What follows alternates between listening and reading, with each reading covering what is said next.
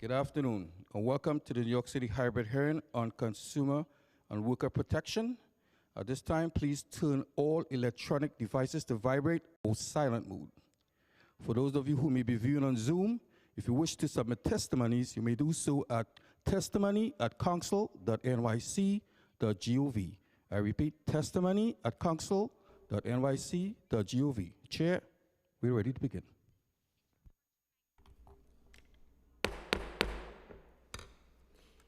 Good afternoon. I'm Councilmember Marjorie Velasquez, Chair of the Committee on Consumer and Worker Protection, and I'd like to welcome you to our oversight and legislative hearing today on Con Edison price increases.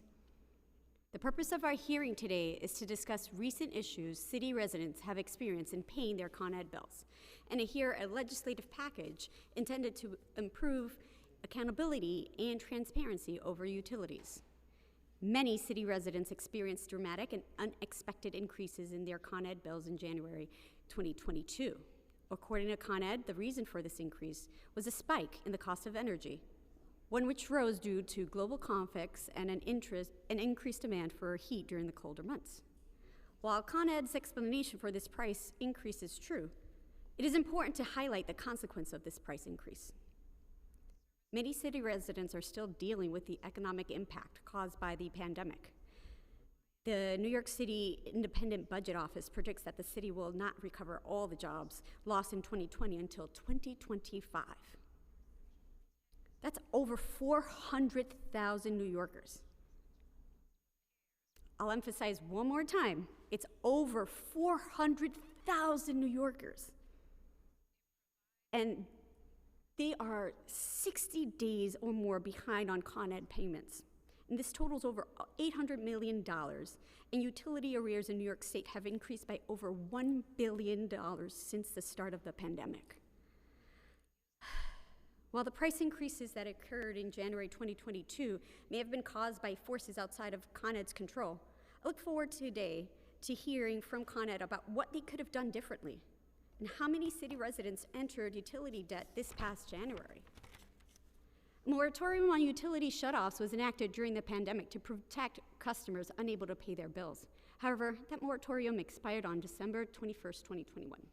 I therefore also look forward to this hearing, given the strained financial situation that many city families are experiencing, whether Con Ed has sent notices to families about impending utility shutoffs, and if Con Ed is prepared to shut off utilities for families unable to pay their Con Ed bills.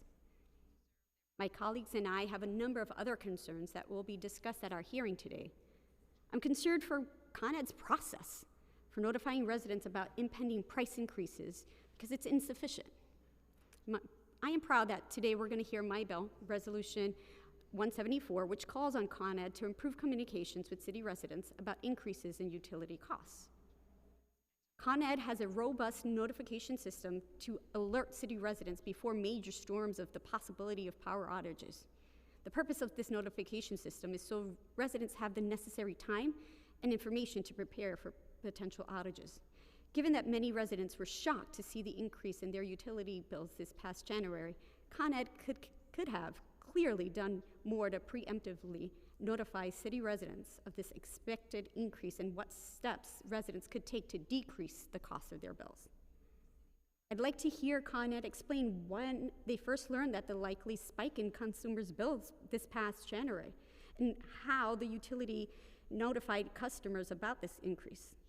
This summer, energy rates are likely to be very high, and Con Ed has predicted an increase of 11.5% in utility bills. I look forward today to hear what changes Con Ed has made to its notification systems and how it will be implemented ahead of any potential utility prices this summer. While millions of city residents are Con Ed customers, the city unfortunately has little oversight over Con Ed. The legislative package we are hearing today will enhance the city's oversight over utilities, making Con Ed more directly accountable to their city customers. Intro 372, a bill sponsored by the Speaker by request of Borough President Levine, would establish an office of the utility advocate that can work directly with city residents to make their voices heard in Albany, so that Con Ed and other public utilities cannot ignore the struggles of their biggest customer base. Resolution number 162 by Councilmember Lee would call on our state legislators to set up a percentage cap that an annual rate increase case cannot exceed, which would enhance consumer protections by ensuring a utility cannot request a high rate case. Resolution number 172 by Councilmember Salamanca calls on New York State to increase the number of commissioners on the Public Service Commission and give the mayor the power to appoint 2 commissioners.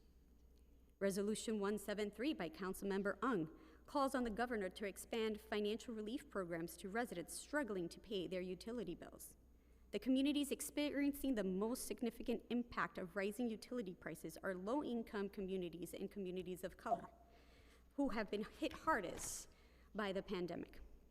This resolution therefore calls on the state to take further actions to ensure city families are not plunged into further debt. I'm proud of the legislative package we are hearing today, which will improve the financial welfare of city families and increase city involvement in utility-related issues. I look forward to hearing from the administration, Con Ed, and advocacy organizations about their perspective on the legislative package and further steps this council should take to ensure the consumers of the city are rightfully protected. With that said, I'd like to thank my central staff team, Senior Counsel Stephanie Jones, Senior Policy Analyst Noah Meixler, and my Chief of Staff, Alex Anderson, for their hard work. I will now turn it over to Councilmember Lee to deliver an opening statement. Good afternoon, Chair Velasquez and colleagues. Thank you so much. It is my pleasure to speak on Resolution 162, which calls for amendments to the New York State Public Service Law. And I'm privileged that this is part of a larger legislative package involving the Speaker, Chair Velasquez, and Council Members Salamanca and Ung. The average New Yorker is already fighting through the pandemic, inflation, gas prices, and supply chain shortages. Our families, our constituents should not have to worry about keeping the lights on and water running. Resolution 162 calls for the Public Service Commission to do what's right, cap yearly increases to utility rates, and stop companies from passing on the bill for outdated and insufficient infrastructure on their consumers. I want to thank Speaker Adams, Chair Velasquez for their leadership, and I want to thank my colleagues for their support. Thank you so much. I'd also like to acknowledge Councilmember Farias, who is present with us today, and I'll turn it now to Noah. Thank you, Chair. I am Noah Meixler, Senior Policy Analyst to the Committee on Consumer and Worker Protection, and I will be moderating this hybrid hearing. Before we begin, I'd like to remind everyone joining virtually that you will be on mute until you're called on to testify, at which point you will be unmuted by the host. Please listen for your name to be called, as I will periodically be announcing who the next panelists will be. At this hearing, we will first be inviting testimony from the Department of Consumer and Worker Protection, followed by members of the public. At this time, I will administer the affirmation to the administration. Please raise your right hands. Do you affirm to tell the truth, the whole truth, and nothing but the truth before this committee, and to respond honestly to council member questions? I do. I do. You may begin.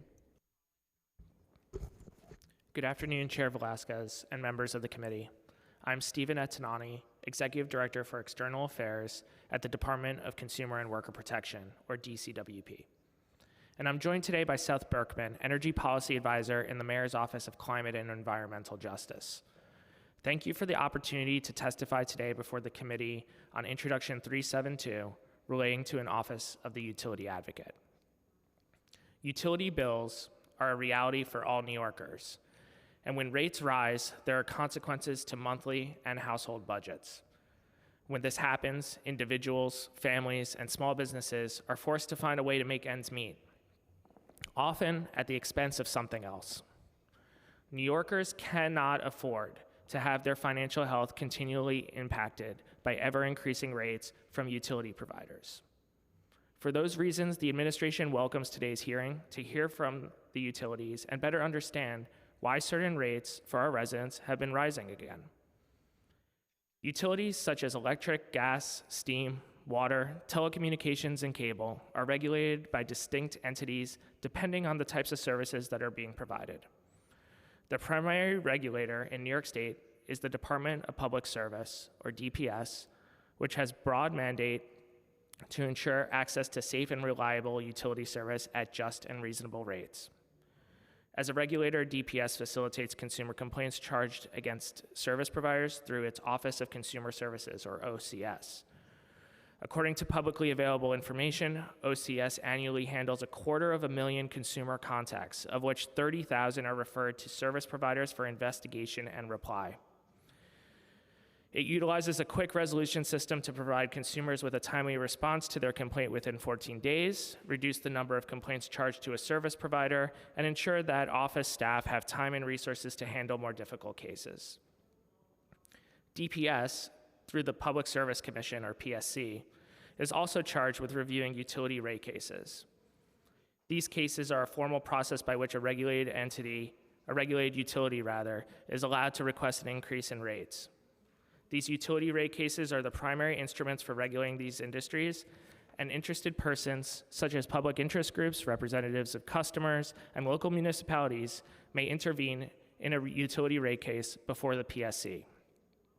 In the case of New York City, the Mayor's Office of Climate and Environmental Justice advocates for consumer interests and priorities before the PSC during utility rate cases.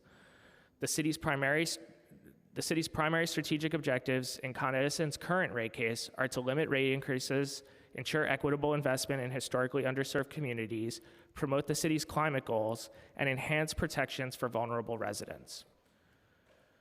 At the same time, the state has an office at the Department of State dedicated to representing consumers before the PSC, known as the Utility Intervention Unit, or UIU.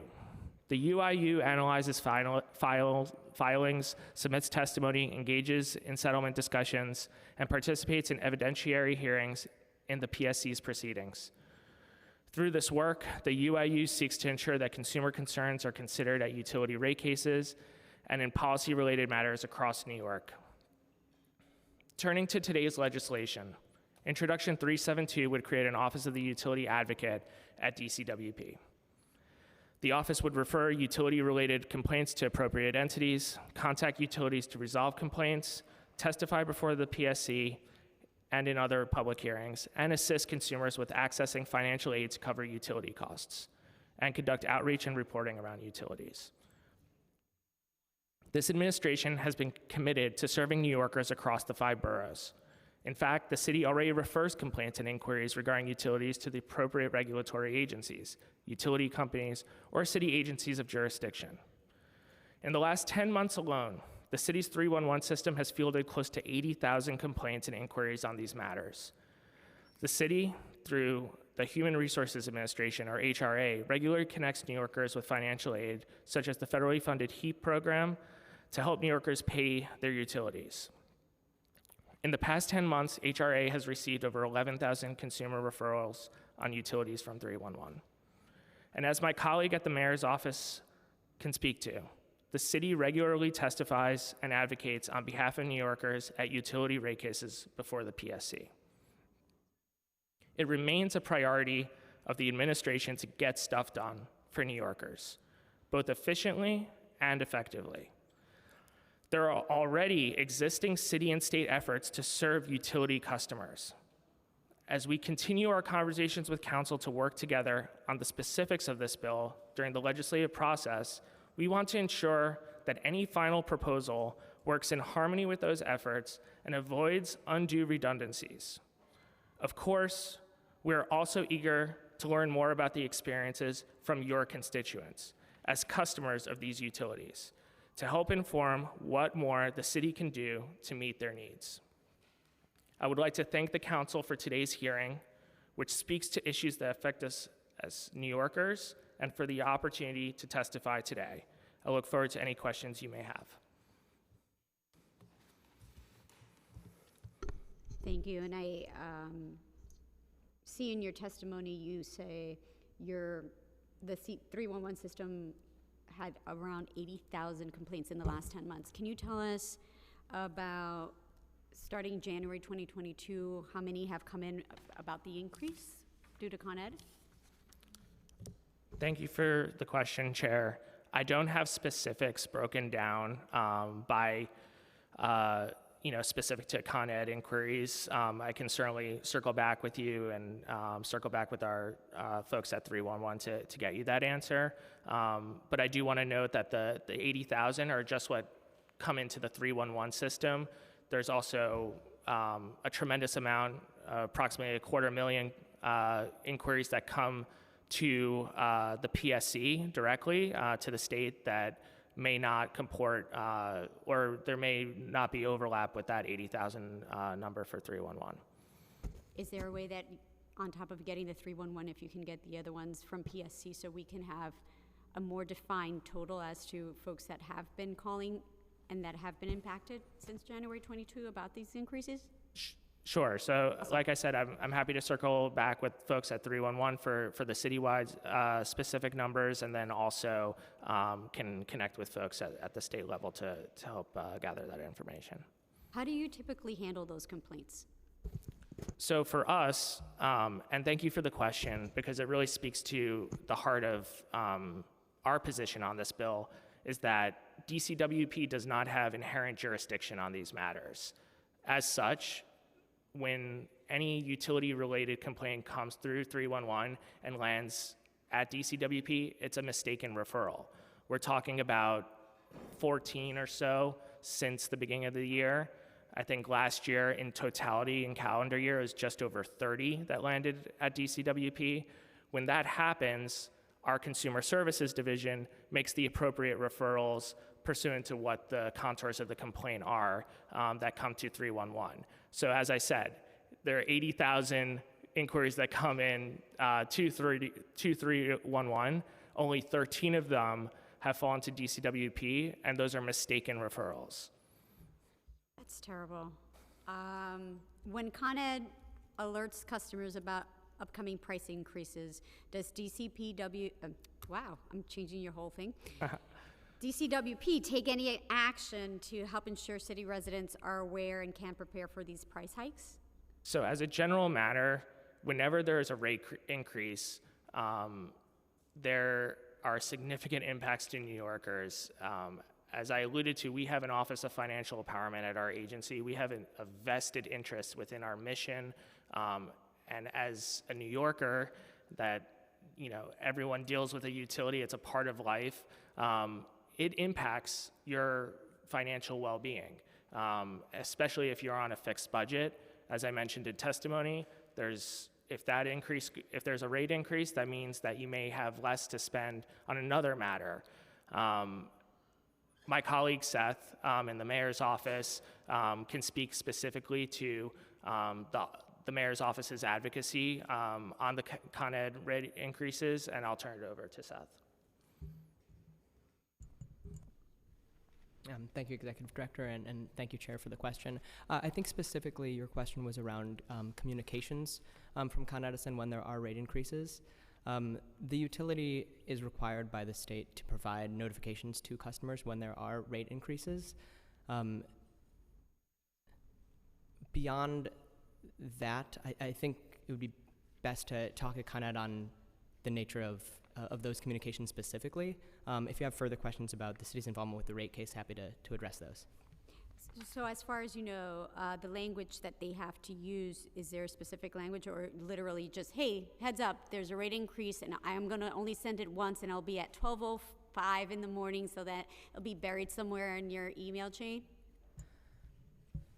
Yeah, it's a great question. And to your point, it is important that customers are well informed, not just sort of last minute, not in a hidden way, but informed clearly and enough in advance that they can make the adjustments they need, if necessary, to their budgets to manage their household budgets. My understanding is that the utility needs to publish their rate increases well in advance, including in public forums like newspapers. I don't know the specifics on how they communicate to customers in terms of through text messaging that they use for emergencies, like you mentioned in your statement, and whether they communicate to customers over email about the rate increases. I think those are great ideas, and would encourage you to ask Con Edison about the specifics for that. I don't think I can speak in more detail about that. And Chair, if I may, I would be remiss not to mention that the underlying legislation does contemplate an outreach and education component. I think that certainly has merit, and it's something that our agency is happy to work with you all in, within the legislative process to ensure that we're meeting New Yorkers and kind of amplifying when these decisions are made and making sure folks know about it. Thank you. And before I continue asking questions, I want to recognize Councilmember Julie Menon, Councilmember Abreu, Councilmember Ose, and Councilmember Bracher. They have all joined us. Going back then, Intro 372 defines utility broadly to include many types of public utilities, including those at least partly overseen by the FCC, like cable TV. Does the department already have established relationships with the FCC for complaint referrals and for providing feedback if necessary? Thank you for the question, Chair. We do not. This is really a matter of jurisdiction at the end of the day. As I alluded to, the introduction has many components that have great merit, but we do have concern about creating a referral process that may, in function, lead to a level of another layer of bureaucracy for consumers to get between a complaint and a resolution. I know our law department in the city is looking and reviewing the bill actively about any potential legal concerns or preemption matters. And for us, as a consumer protection agency, our first and foremost goal is to ensure that we are actively working to help consumers, and being a repository for complaints and then a referral source may not be the best solution in those matters. Got it. I'm checking in to see if any of my colleagues have questions at this time. Councilmember Ose, you can go ahead. Thank you, Chair Velasquez. What is DCWP doing to provide relief or resources to people who are struggling to pay their utilities? And to follow up after that, what outreach is being done by DCWP to let New Yorkers know about programs such as HEAP? And if you answered these questions previously, my apologies, but. Thank you so much for the question. It's really a great one and really speaks to another area of this bill where we find a lot of merit in the sense of bringing financial resources to those impacted by rate increases. As you may know, Council Member, our agency houses the Office of Financial Empowerment in New York City. These are free resources to New Yorkers, whether you live or work here. We have a dedicated team and contract with trained counselors to ensure that they are empowered to, or that clients are empowered to save and manage any debts that they may have. In that sense, we're always doing outreach to New Yorkers to make sure that they know that these financial empowerment centers exist, that they're free, and that they're available. And New Yorkers can reach and set up appointments by contacting nyc.gov/talkmoney, where they can set up an appointment and see where their closest center may be. In regards to HEAP and specifically, HRA has trained customer staff that are well-versed in navigating those programs. Right now, if you call 311 and have a question about HEAP, you'll be directed to HRA. That said, and as I mentioned to the chair earlier, I think there is room to provide some wraparound services and ensure that there is connectivity with those city agencies that are already involved and have expertise in this space. And what in particular does this outreach look like? Is it social media? Is it door-to-door?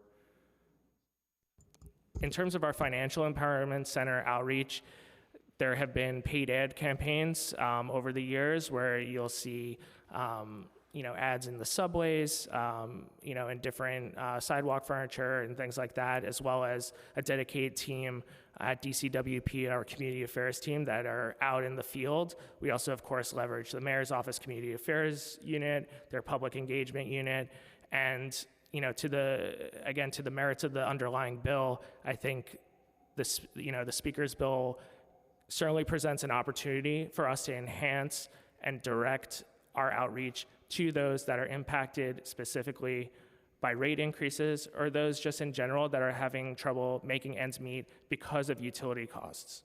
And does DCWP assist with folks that are applying for these programs, and if so, how? So right now, our counselors do not have specific training on these specific programs. In the case of HEAP, HRA has that training, and they get those services through the folks at that agency. Depending on, how programs are rolled out in the future, there's certainly opportunity for counselors to be trained and programs to be enhanced to bring further impact and outreach to our communities. And is this assistance provided in languages other than English? I would venture to say yes, of course, to that. I think all of our all city services are brought, pursuant to local law in the designated languages of the city, and ultimately I would defer to HRA in terms of what and how they provide those language access services to their clients. And the last question that I have is, what is the number of complaints on utility increases to DCWP? So we do not receive complaints directly on rate increases because it's not under our jurisdiction. Okay. The city itself receives 80,000 inquiries on utilities broadly. I've committed to the chair that I would provide a more discrete breakdown on what that looks like after talking with my colleagues at 311.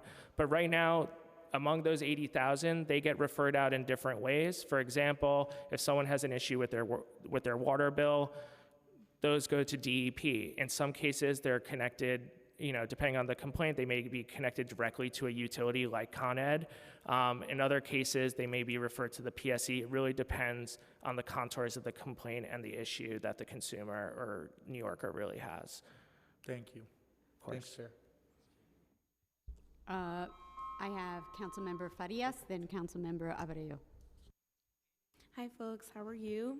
I just have a couple of a follow-up question to Chair Velasquez's question around notifications of increases and what we've seen or any expected increases. As the city, we're consistently using fiscal forecasting to kind of see the day-to-day, but also the quarter-by-quarter and annual increases overall on what we'll be seeing. Have we seen at DCWP or from Con Edison a way to start with the fiscal forecasted information, start notifying folks in anticipation of increases?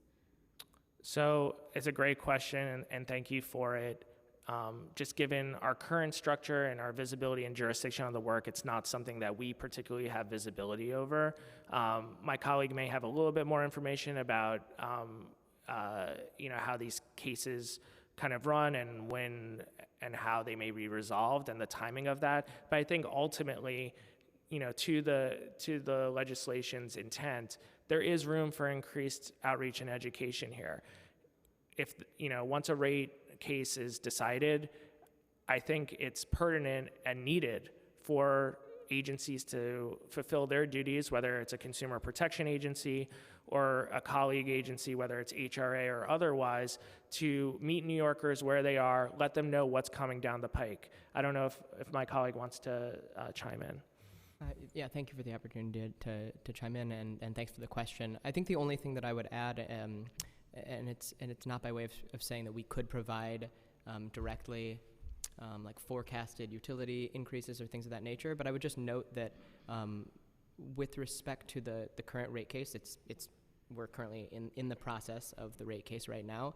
I don't think it would be possible to provide a forecast currently for what the ultimate rate increase is going to be, because it's still being decided. So what will likely happen between now and the end of 2022 is continued discussions between the state, the utility itself, other parties, including the city, which uses this opportunity to advocate on behalf of New Yorkers, to try to come to a joint proposal that we can all be happy about and that works well for New Yorkers. And that's not likely to be in place until late in 2022. But once it is, I think it would be the utility's responsibility to make that public so that people can incorporate that information into their plans. Sure, I appreciate that answer. I only ask around the forecasting is because I think most of us in government, or at least in finance, we all kind of can anticipate seeing how global politics are coming down the pike, or engaging with different levels of government, and how that can actually, we see it before, I think, a lot, or can make guesstimates about what's going to happen. But the average person is not paying attention to how global politics is impacting their Con Edison bill, right? And so I think if we have those tools, even if it's just a way in our system to say, or a way we communicate to say, even at the bottom of a bill or something, and I know this, for Con Edison to do potentially, just like, hey, here's what we're saying, what we're seeing. But I guess for me, it's more like, I don't expect us to say, we think your bill's gonna be $20 more, but more so to kind of help bridge the gap of making these connections, because ultimately, our residents are concerned about increases because they're notified 30 days before their bill is gonna dramatically change, versus we can see it potentially a quarter before or 2 quarters before. And I think residents would feel more comfortable of us kind of saying, hey, we're gonna see an increase in 4 months, and then 3 months into that say, actually, it's not as bad as we thought, here it is. Including people in that process is kind of like the proactive government we wanna start seeing. It's the only reason why I ask, but I will make sure I push a little bit harder on Con Ed in the future and see how else we can help folks. Thank you, Chair. Councilmember Abreu. Thank you, Chair. With respect to Intro 372, you were mentioning that there are potential preemption issues. Could you speak to that again? So I would have to defer to our law department. Just to be very clear, they're actively reviewing the bill, so there isn't a determination one way or another. Fair to say that there's currently not a preemption determination at this point. What I'm prepared to say is that the law department is reviewing the bill for So those. there's no so at this point you have no determination on whether or not this bill is preempted, correct? That's right. I would Thank defer you. to the law department. Thank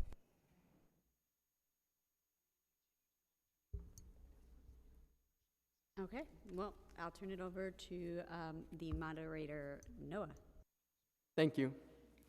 We will now turn to public testimony.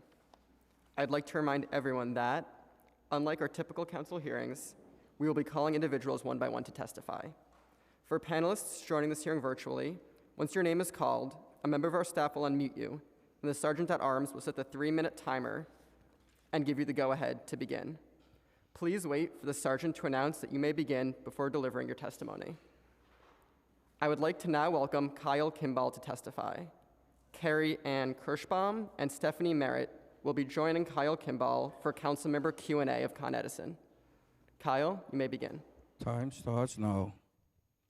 Good morning, thank you. My name is Kyle Kimball, Vice President of Government, Regional, and Community Affairs. I'm joined by my colleagues, Carrie Kirschbaum, Director of State Regulatory Affairs, and Stephanie Merritt, Director of Tax. Thank you for giving us an opportunity to talk about energy bills and hopefully shed light on what we are seeing as a nationwide and global trend as it plays out here in New York City. We also hope to show concrete steps the City Council can take to lower energy bills. There are 3 parts to everyone's energy bills: the cost of the energy supply, the cost of the delivery, and the taxes associated with both. We'll go into each of these more detail, but at a high level, taxes on energy are a major driver of bill increases. These are taxes that the city charges utilities for the energy infrastructure itself. And over the last 20 years, we have seen a 325% increase in taxes that the city charges, which has far surpassed the rising cost of energy and/or its delivery. Now, a lot of focus has been also on shareholder returns and the rate cases, but it's important to note that customers pay more money in taxes and fees to the city than they do to investors. The city is the single largest beneficiary of taxes and fees on bills than any other single entity, and is one of the largest drivers of the current rate case.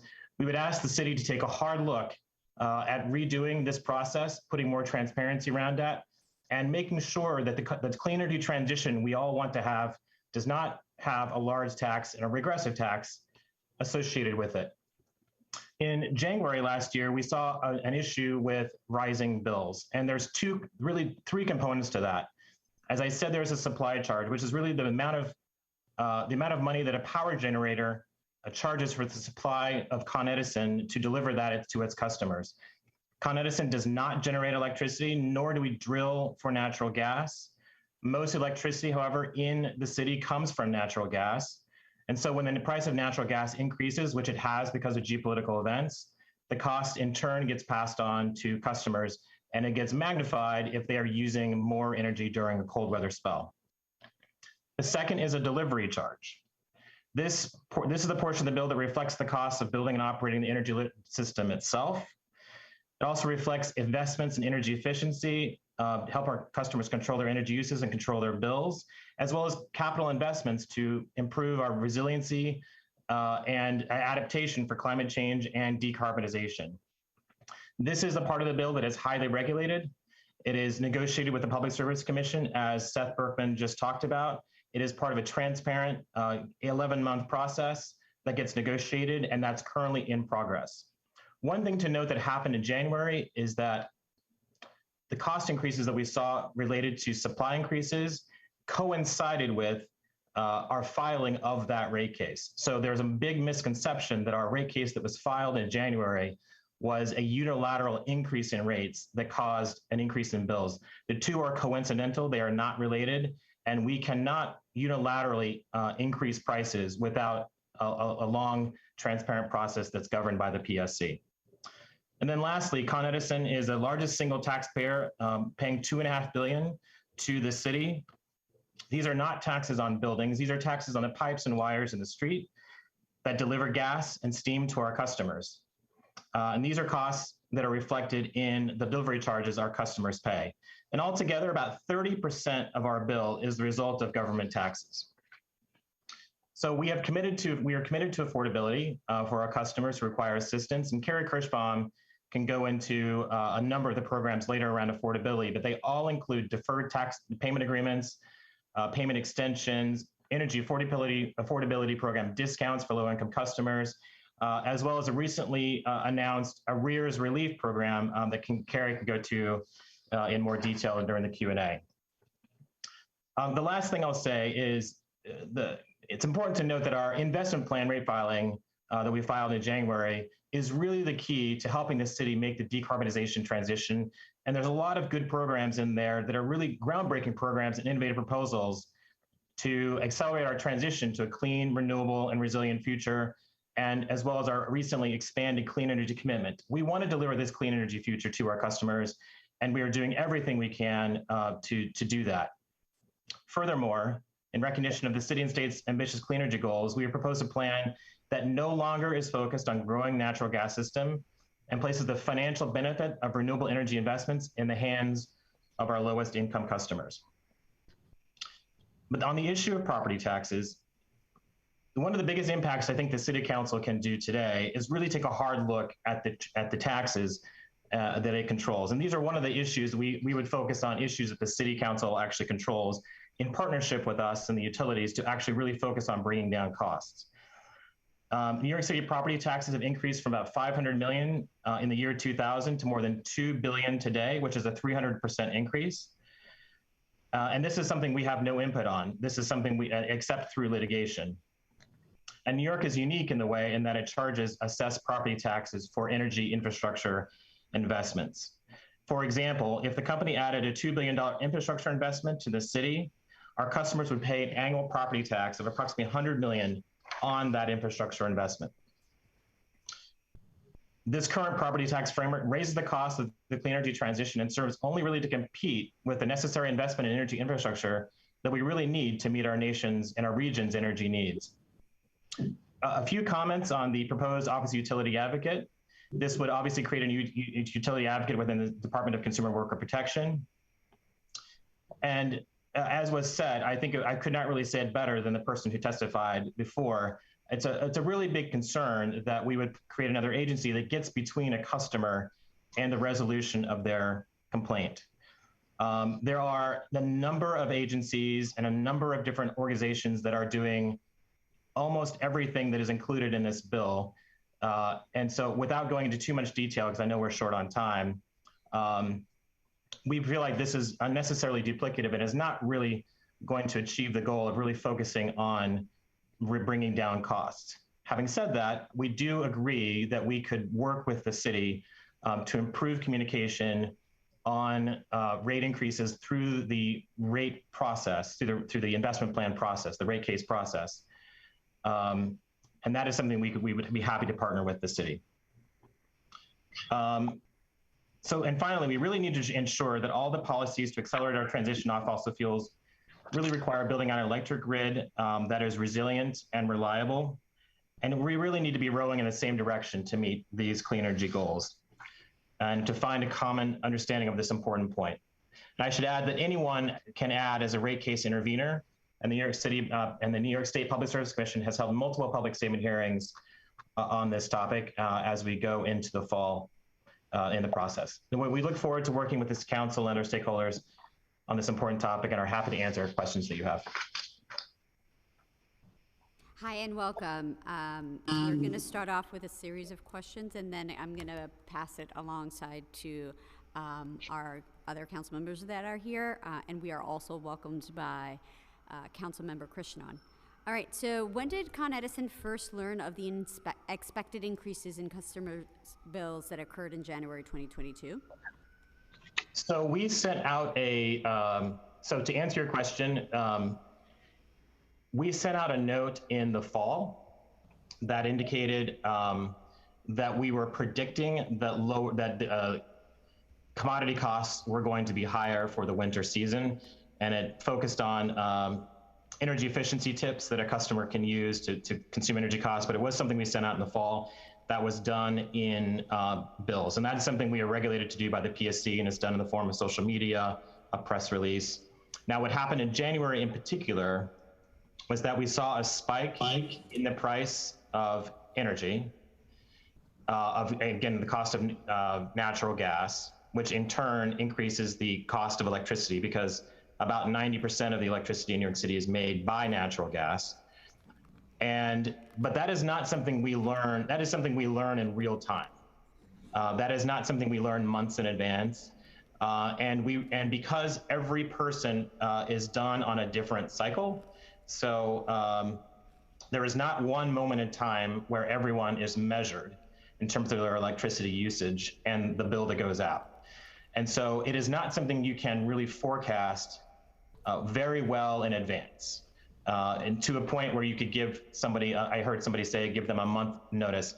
I mean, as I said, we did give a notice in the fall that we thought energy prices were going to be some percentage higher, in the same way that we have talked about summer prices could be a little higher this summer. But it is not something we can necessarily send out to specific customers in advance that their specific bill is going to be a certain percentage higher, in a month or 3 weeks. We do, however, send out notices to people who are on our smart meter infrastructure system. So these are people who have meters that are read remotely, which is increasingly most of the city, something we're working our way through the city. We do give them alerts and did give them alerts and these are through texts or however they have chosen to receive the information, that their energy usage is high and could lead to a high bill. So that is something that is sent to customers. But there's not a one size fits all solution here, because every customer is different, has a different fact pattern, has a different uses pattern, is read at a different period of time. And so it's not something you can have a blanket statement that if we had sent something out in December to everyone, it would have been totally true, because there are some people whose bills were lower. Okay, so a couple of more questions. I just want to dig down a little bit. You said fall of last year, right? 2021. Yeah. And a press release and socials is what you indicated. Do you think that's enough? Especially for my seniors who are not on social media. Do you think that's enough? It's only, you can only, I guess I would only see it as potentially not enough if, because it's enough until it's not enough, if that makes any sense. So it's enough until you have what we had in January, which was a surprise increase in bills based on a spike in energy costs. Again, but it's at the same time, we didn't know if we sent something out in October, we didn't know in November what was going to happen in January. We didn't know what was going to happen in January and December. So, at most, we don't really know what's going out until we are able to send the bill, because everyone receives a different bill at a different time and are measured at different points in time. Given that many city residents were surprised when they received their January 2022 bills, do you acknowledge more could have been done to update the customers? Again, it would be ideal, surely, if we had the ability to really predict exactly what your bill was going to be. But because the markets are volatile, because we don't buy all the electricity for the entire, the electricity is bought on every single day basis, and sometimes an every 15-minute basis. And so we are not buying all the electricity for New York City that's going to use in January. We're not buying it in December. We're buying it in the moment through the New York ISO. So it's ideally people would know, but it's not really something that's possible in the way that the energy system works in New York City, in New York State, really. And so you mentioned folks that were registered with the smart meter program got alerts through text messaging. Is there a way, or is there a push within Con Ed to get more people signed up to receive more texts?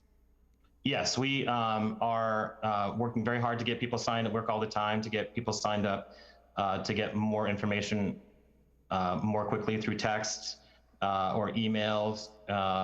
We are also pushing very hard to get people on the automated infrastructure system, meter system, because that will certainly help. Has Con Edison implemented any changes to its notification policy after this incident back in January? We did work with the New York Attorney General. Maybe, Carrie, you want to go into this? Maybe I'll let you actually answer the question. Sorry, just unmuting myself. Could you repeat the question one more time, please? So, given everything that happened in January, did Con Edison implement any changes to its notification policy? Yes, following January, we did commit to the Public Service Commission to reevaluate our communications and to try our best, despite the sort of market mechanics that Kyle just mentioned, to going forward communicate with customers when we become aware of potential supply spikes. We also made a change following that period to our billing practices to account for a small timing lag, so that our hedging practices that we do would more closely align with price volatility. And that filing that we made with the Public Service Commission was recently approved, and we believe that that will have a significant impact in reducing the amount of volatility going forward. And so what has that evaluation process look like? What kinds of deadlines have you set internally so that way communications can come back to our consumers? Because you just mentioned you had committed to PSC to reevaluate, so what has happened since then? Oh. Sorry, I keep okay. getting muted. I saw that.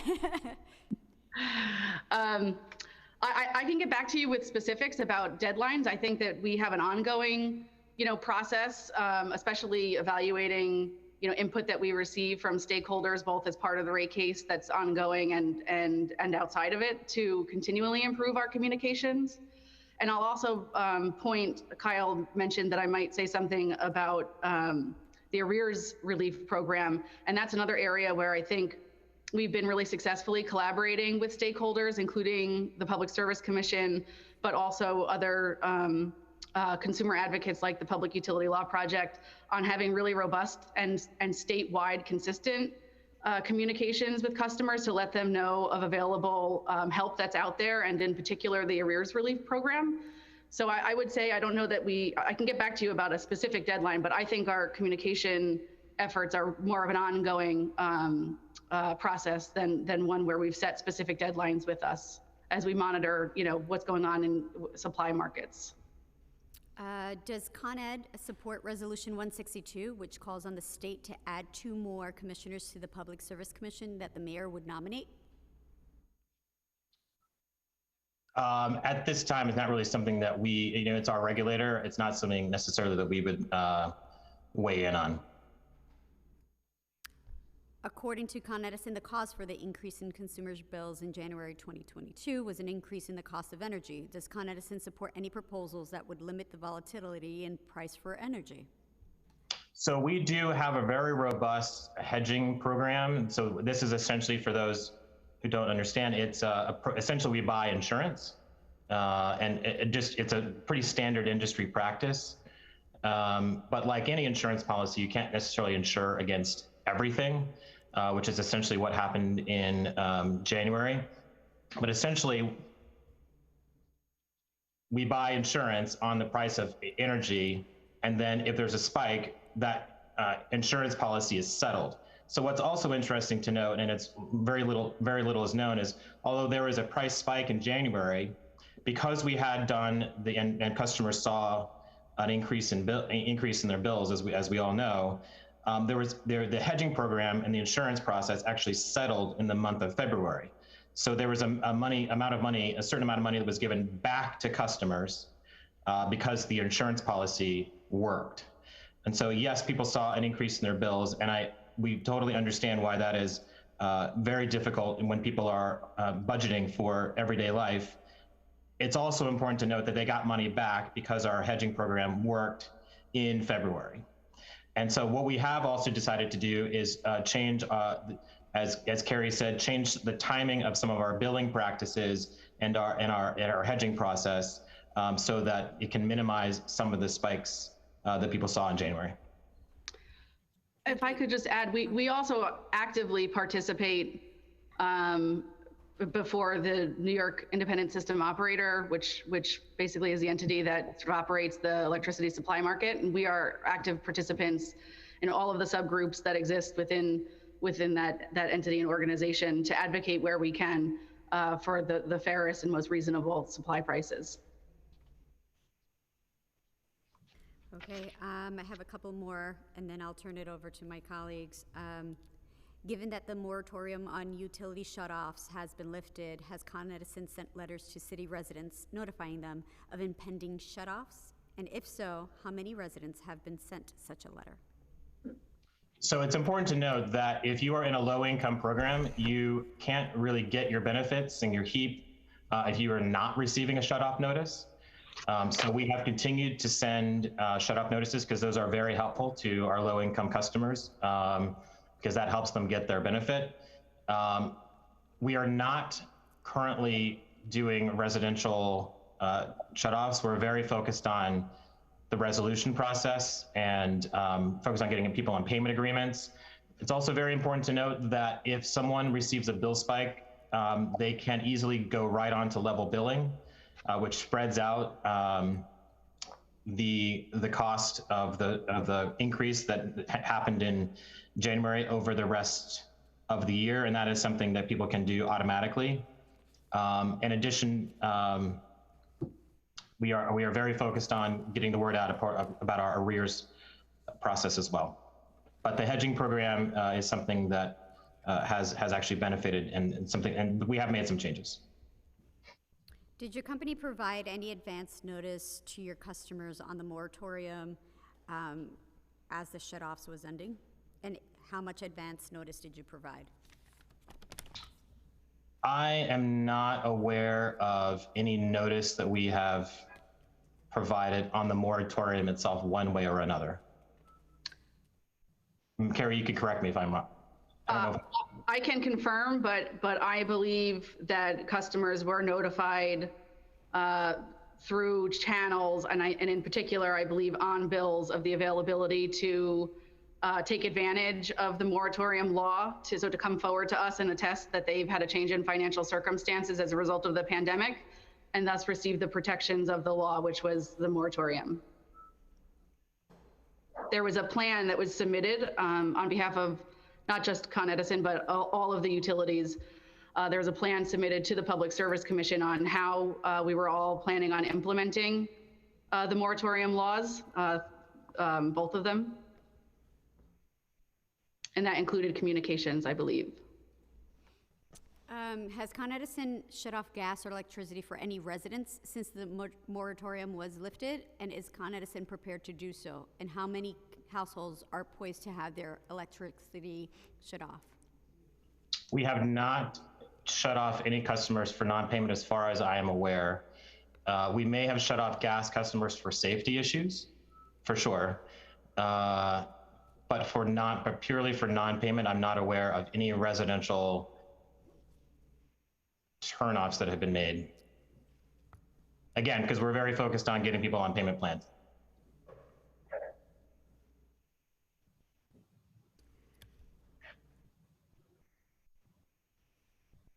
And final one. You know, your investors have secured significant returns over the past year.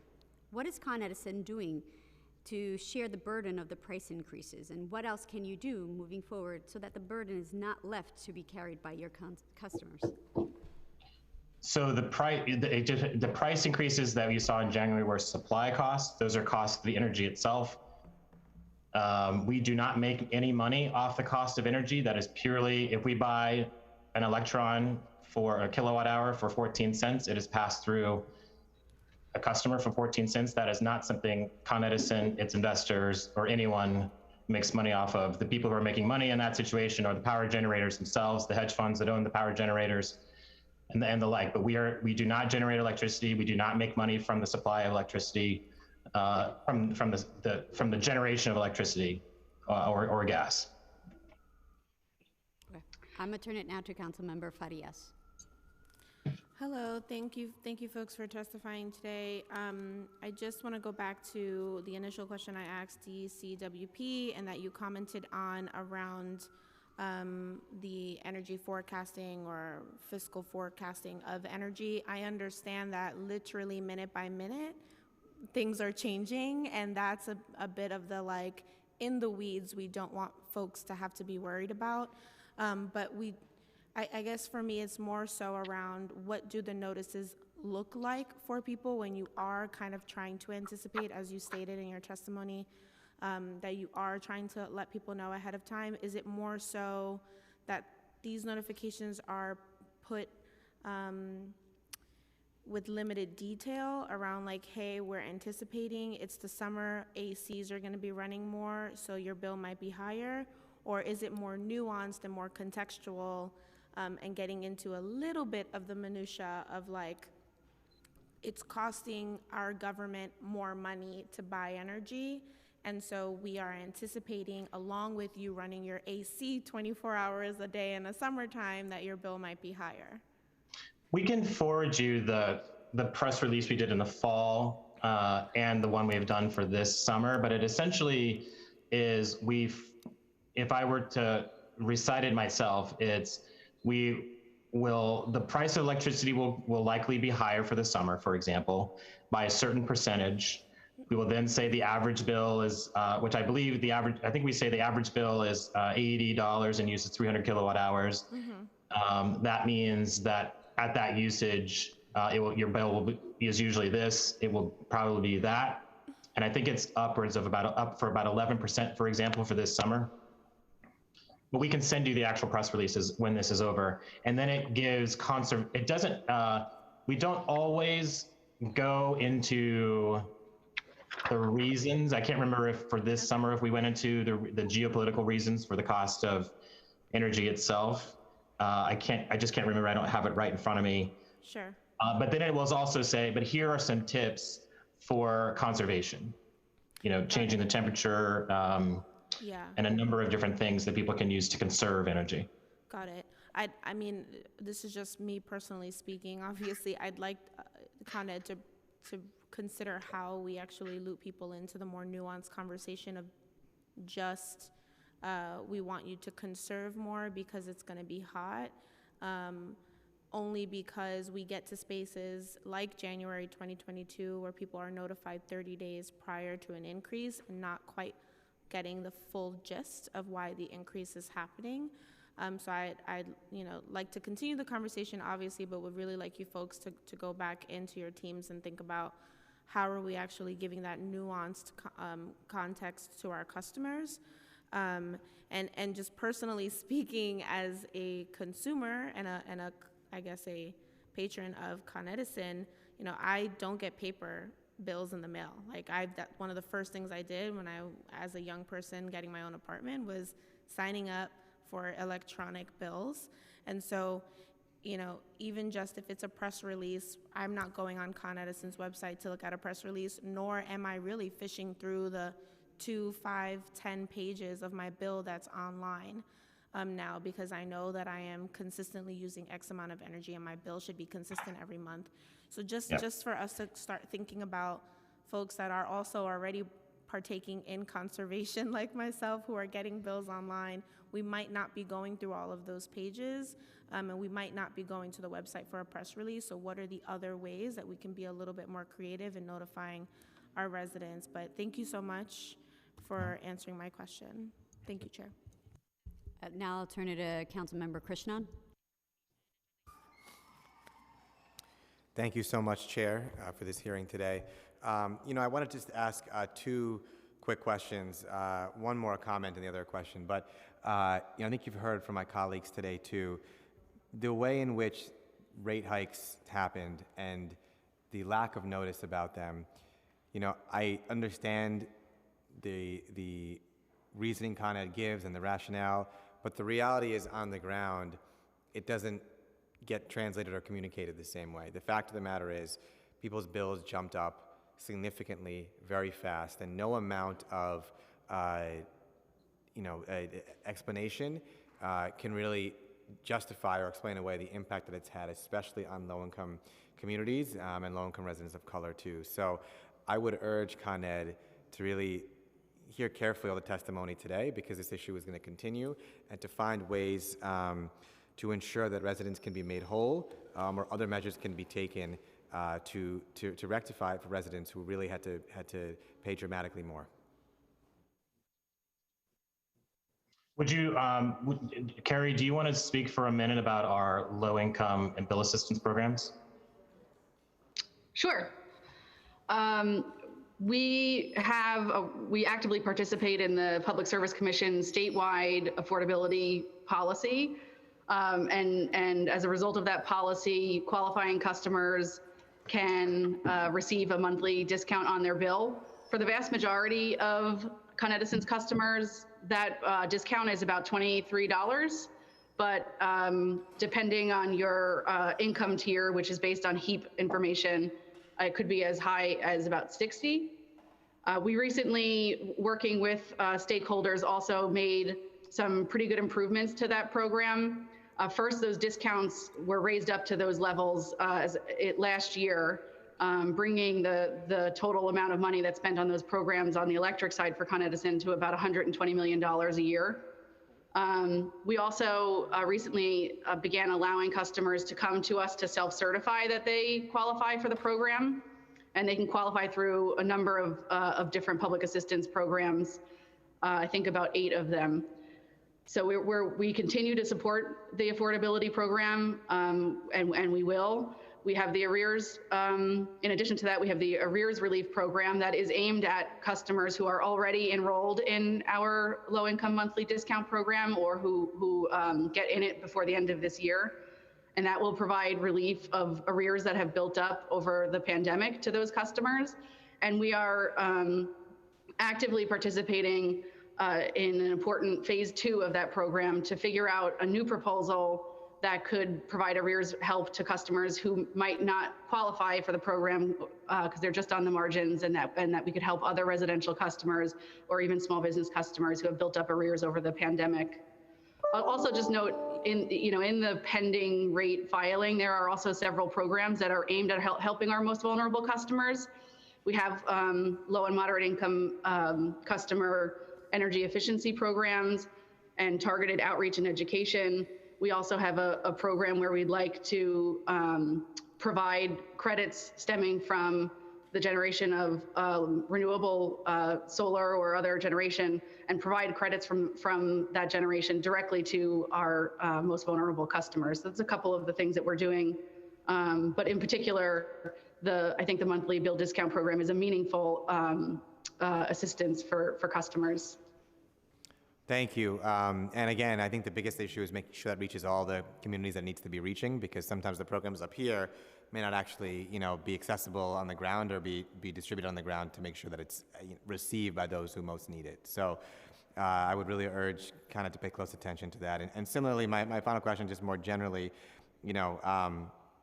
as a lawyer who's represented tenants on many occasions that have dealt with electricity shutoffs, landlords that have taken sledgehammers to their buildings and destroyed electricity, one of the things that I find, more generally speaking, is that it's extraordinarily difficult to get Con Ed to turn back on the electricity because of issues between landlords or getting caught between the landlord and the tenant, putting more of the expectation on the landlord to fix the problem, and it's the tenant who suffers at the end of the day because they don't have electricity. So has there been any efforts by Con Ed to examine ways in which to expedite the process when you have utility shutoffs, when electricity is lost for one reason or another, to ensure there's direct communication with council member offices, with legal services lawyers, and otherwise, to ensure that without litigation, electricity can be turned back on?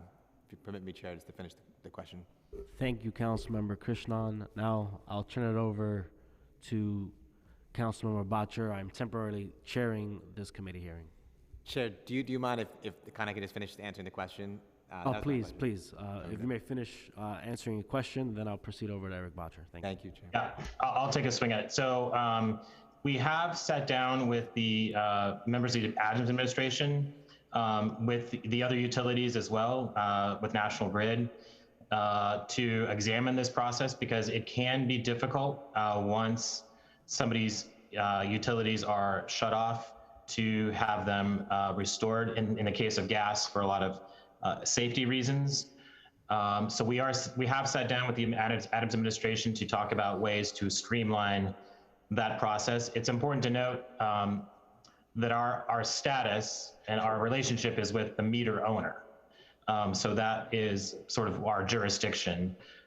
We don't necessarily ever get in the middle of landlord-tenant disputes if at the end of the day it's the landlord that has the meter. But we are sitting down with the Adams administration to improve this process, because at the end of the day, it's not good for us to have people who don't have access to their utilities. Right. So we are aligned in that. Thank you. No further questions. Thank you, Chair. I'd like to now turn it over to Councilmember Bottcher for questions. Good afternoon. Today was the first time that I had heard property taxes given as a major factor behind the rate increases. Can you tell us which assets of Con Edison are subject to city real estate taxes, and what have you been doing to raise awareness about this, ask for assistance with this? Sure, and I'll let Stephanie talk more about this, but essentially the idea is that anytime we put an electric cable in the ground or a pipe or make an improvement in a transformer, that property is taxed. And it's a special class as administered by the Department of Finance. We are our own class, and that is assessed by the Department of Finance, and we essentially receive a notice once a year as to what our property taxes are going to be, and it has increased quite a bit over the years. So these are not taxes on our buildings or anything like this. It's literally the energy infrastructure that is in the street or in a substation that is taxed by the city. And so one of our concerns is that if the answer to decarbonization and meeting our climate goals is to electrify and reduce the use of natural gas, which we're fully in support of, we have to increase the ability of the electric system to meet the load that's currently being served by the gas system. So if you have a house that's currently heated by gas or a gas furnace, the only way we're going to decarbonize the system and reduce fossil fuel usage is to convert you to some form of electric heating. But that means the electric system is going to have to pick up the load that's currently being met by the gas system. So we may have to run a new feeder, we may have to put a new transformer, we may have to run a whole new transmission line at a certain point, or create a new substation. All of those things get taxed by the city. So in other words, everything we're doing for this clean energy transition is going to be a huge windfall of taxes for the city. And I think that is something that we should be concerned about, because it is a big driver of the rate case. Those cases, those monies get put in front of the PSC, and then the PSC approves them being collected in the bill. And in this case, I think, correct me if I'm wrong, Carrie, but I believe 400 million or so. Sorry, I had the number here earlier. Sorry, it's more like 200, 250. Let me just look here. I had it earlier. About 250 million of our current rate case is for taxes. Funding a tax increase. So there's a certain amount of taxes that are already in the bill, and about 250 million of our rate case is to get approval to collect another 250 that by which is being raised. You and your colleagues, you meet with policymakers, you lobby for policies that help with your mission. Who have you spoken to about this problem, and what has the reaction been? We've spoken to Department of Finance. This is something that's a big concern with the PSC. In the past, there was a big effort to try to collapse the two different classes. So this has sort of been an ongoing, long time discussion with little resolution. And Stephanie, I don't know if you want to weigh in on. No, yeah, I think you have it, but in addition to what we've done regarding meeting with perhaps the PSC and meeting with folks from New York City, including the Department of Finance, we also try to, do things to mitigate property taxes that's within our direct control, and that's with, requesting economic obsolescence, for certain economic factors, requesting functional obsolescence from New York State as well. That's also within our control. We speak about property taxes in New York City, and it's a function rate of two different things: the property tax rate, for which the company and any taxpayer has zero control over, but then also the assessed value. So within the assessed value kind of bucket, we do kind of grieve that for overvaluation. We do that every single year. So we are doing things to work with our different stakeholders, but we're also doing real-time things that's causing a reduction in property taxes in the very short term within a given year. I think this is an area that we should focus more on, because when we talk about the factors behind the increasing utility bills for customers, yes, there's the international energy market, and we're at the whim of that. But we also have the fact that the city is taxing the heck out of all of Con Ed's real estate, all of Con Ed's infrastructure. And that's getting passed along to consumers directly. I'd like to work with you on this. Appreciate it. Thank you. Thank you, Councilmember Bottcher. I'm going to revisit some of the questions that were sort of asked earlier for additional clarification.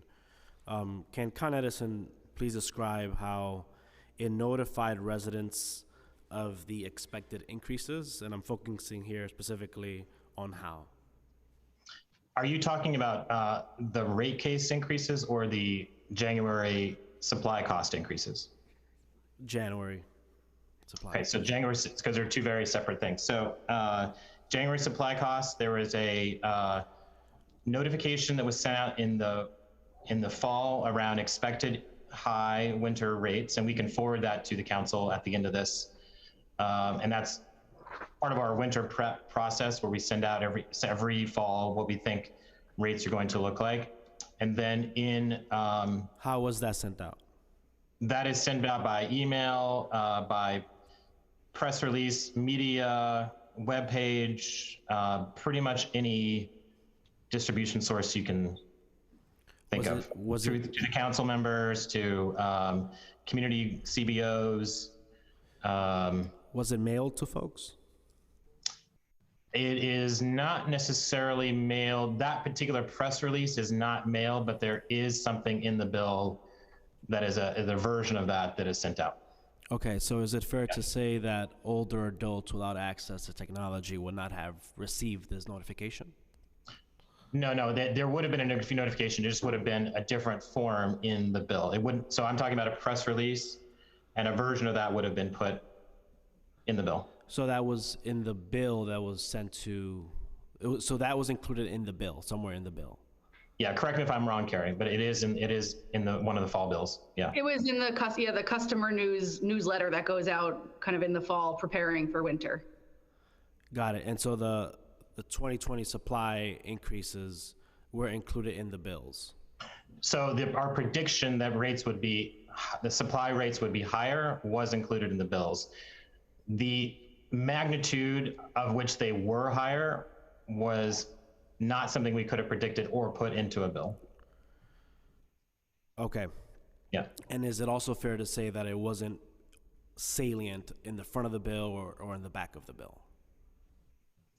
As Carrie says, there's the bill, and then there's the customer newsletter, where a lot of the information is, and it's included right in the bill.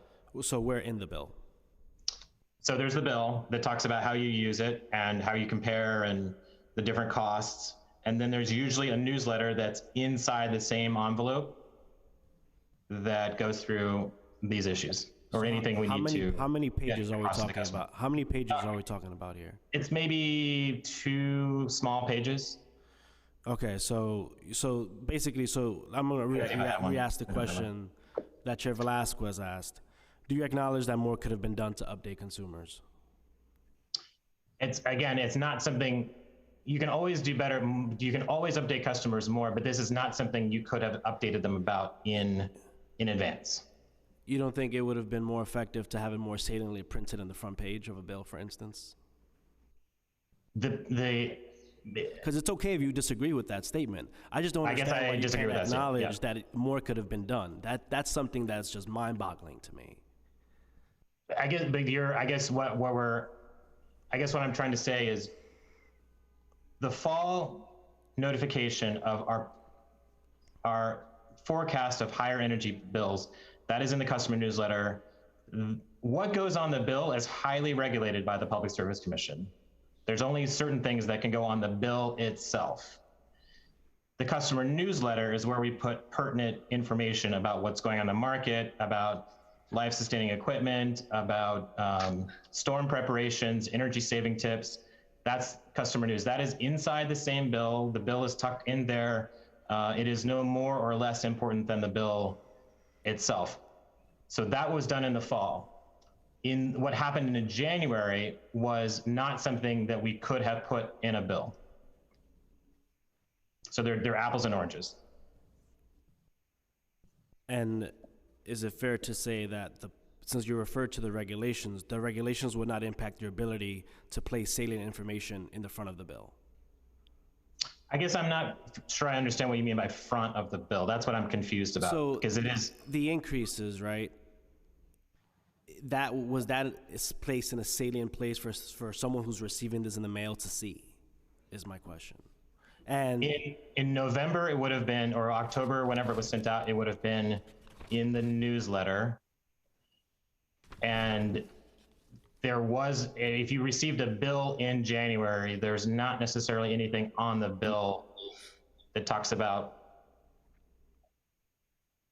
your bill is, there's already so much information on there, but there's not necessarily anything on there that explains that your bill is higher because of geopolitical events and the cost of gas, if that makes sense. All right, I'll proceed with additional questions. while advocacy groups called for New York State to appropriate $1.25 billion to address utility arrears in the New York State budget, the 2023 state budget added $250 million to address arrears. Does Con Edison think the current amount of state funding is sufficient to address the amount in arrears Con Ed customers currently have? This was the initial round. There's another round that we are working very closely on, but this was a very good start. But there's more to be done. Thank you, and I'm here also to acknowledge Councilmember Brewer.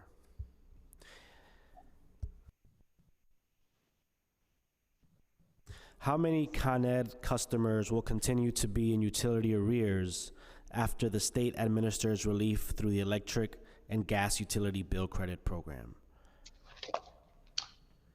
So it's just being developed. We are just out there marketing now, again, through all the social media channels, email, bill inserts, press releases. So it's hard to say because it really depends on who takes us up on it.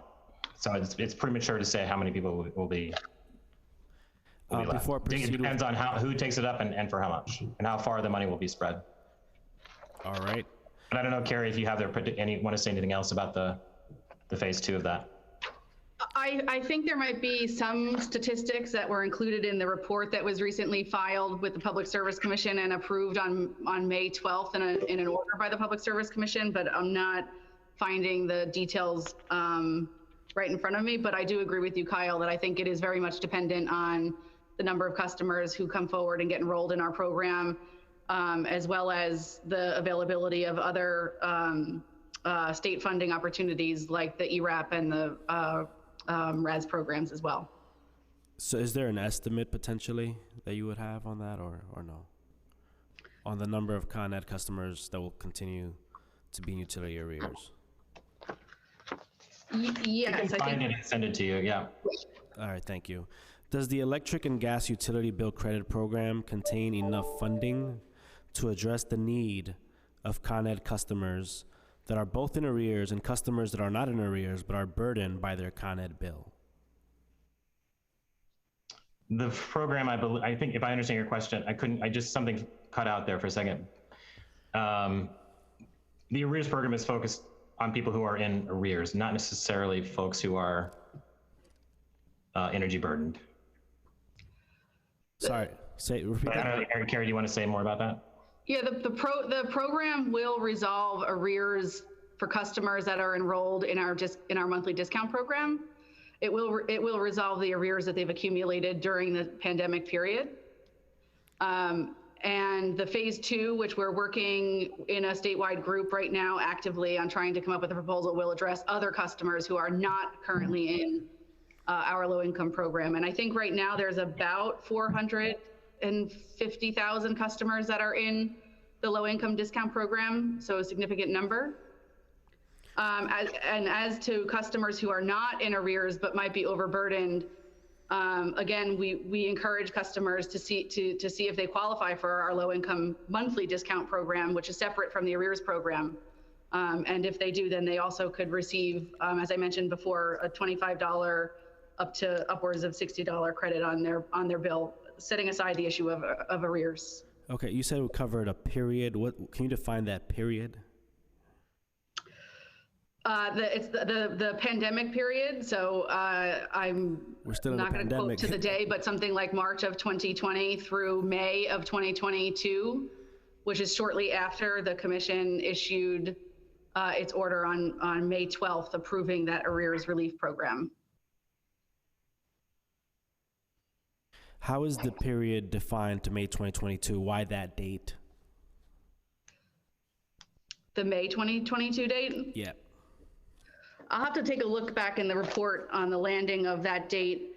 I think it's probably when the legislation was passed. Yeah. Okay. Yeah. Does Con Edison expect there to be an increase in the cost of purchased energy this summer? If so, what increase does Con Ed expect will occur? Yes, so we did put out a press release on that, and again, we'll forward it to you. And I believe it was 11%. Can you? It somewhat depends on again, how much someone uses. And how does that translate into dollars? I can't, so it depends on how much somebody uses. Okay, so Yep. Can you explain, given this increase, what impact this will have on city residents' Con Edison bills? So what we do in that situation is we give, and let me pull it up here in a second, but it's essentially if somebody uses the typical amount, which is 300 megawatt hours, it goes up by a certain dollar amount, and then we give energy saving tips to help hopefully bring that cost down. Got it. So can you characterize the exact impact this will have on Con Edison bills? If we go on to another question, I will look it up here. Thank you.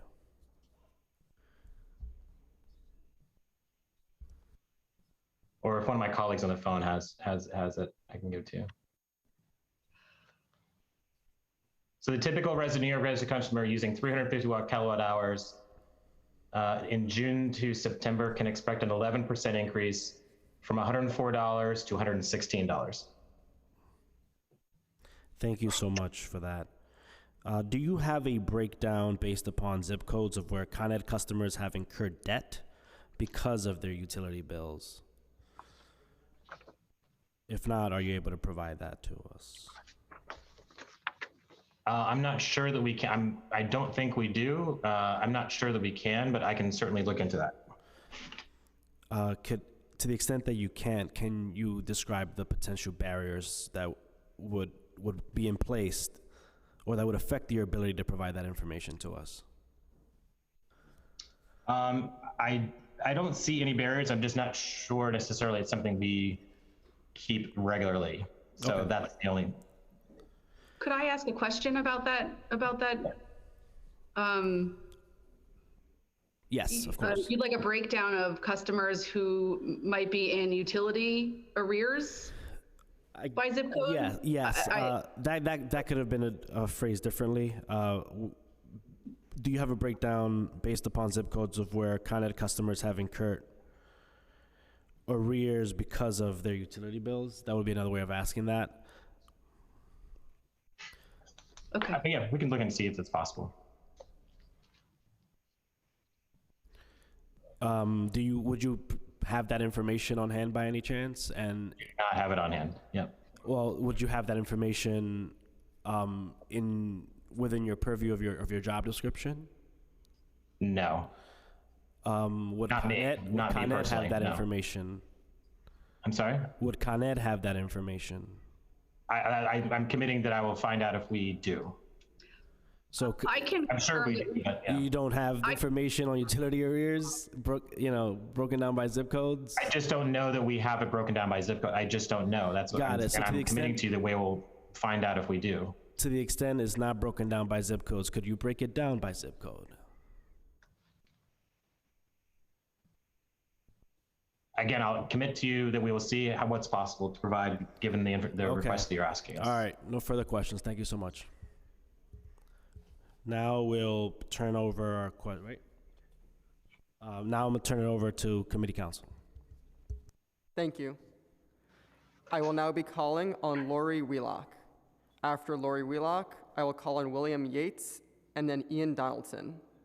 After Ian Donaldson, I will turn to questions for the Public Utility Law Project. Lori, you may begin. Votes no.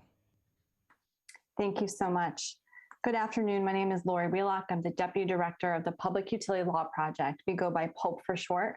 Like Legal Aid, our organization offers direct services specifically for low-income utility customers. So anyone experiencing issues with receiving termination notices on electric, gas, water, or their telecommunications can contact us. We help them find financial assistance programs that they may be eligible for. We offer assistance on how to read their bills and more.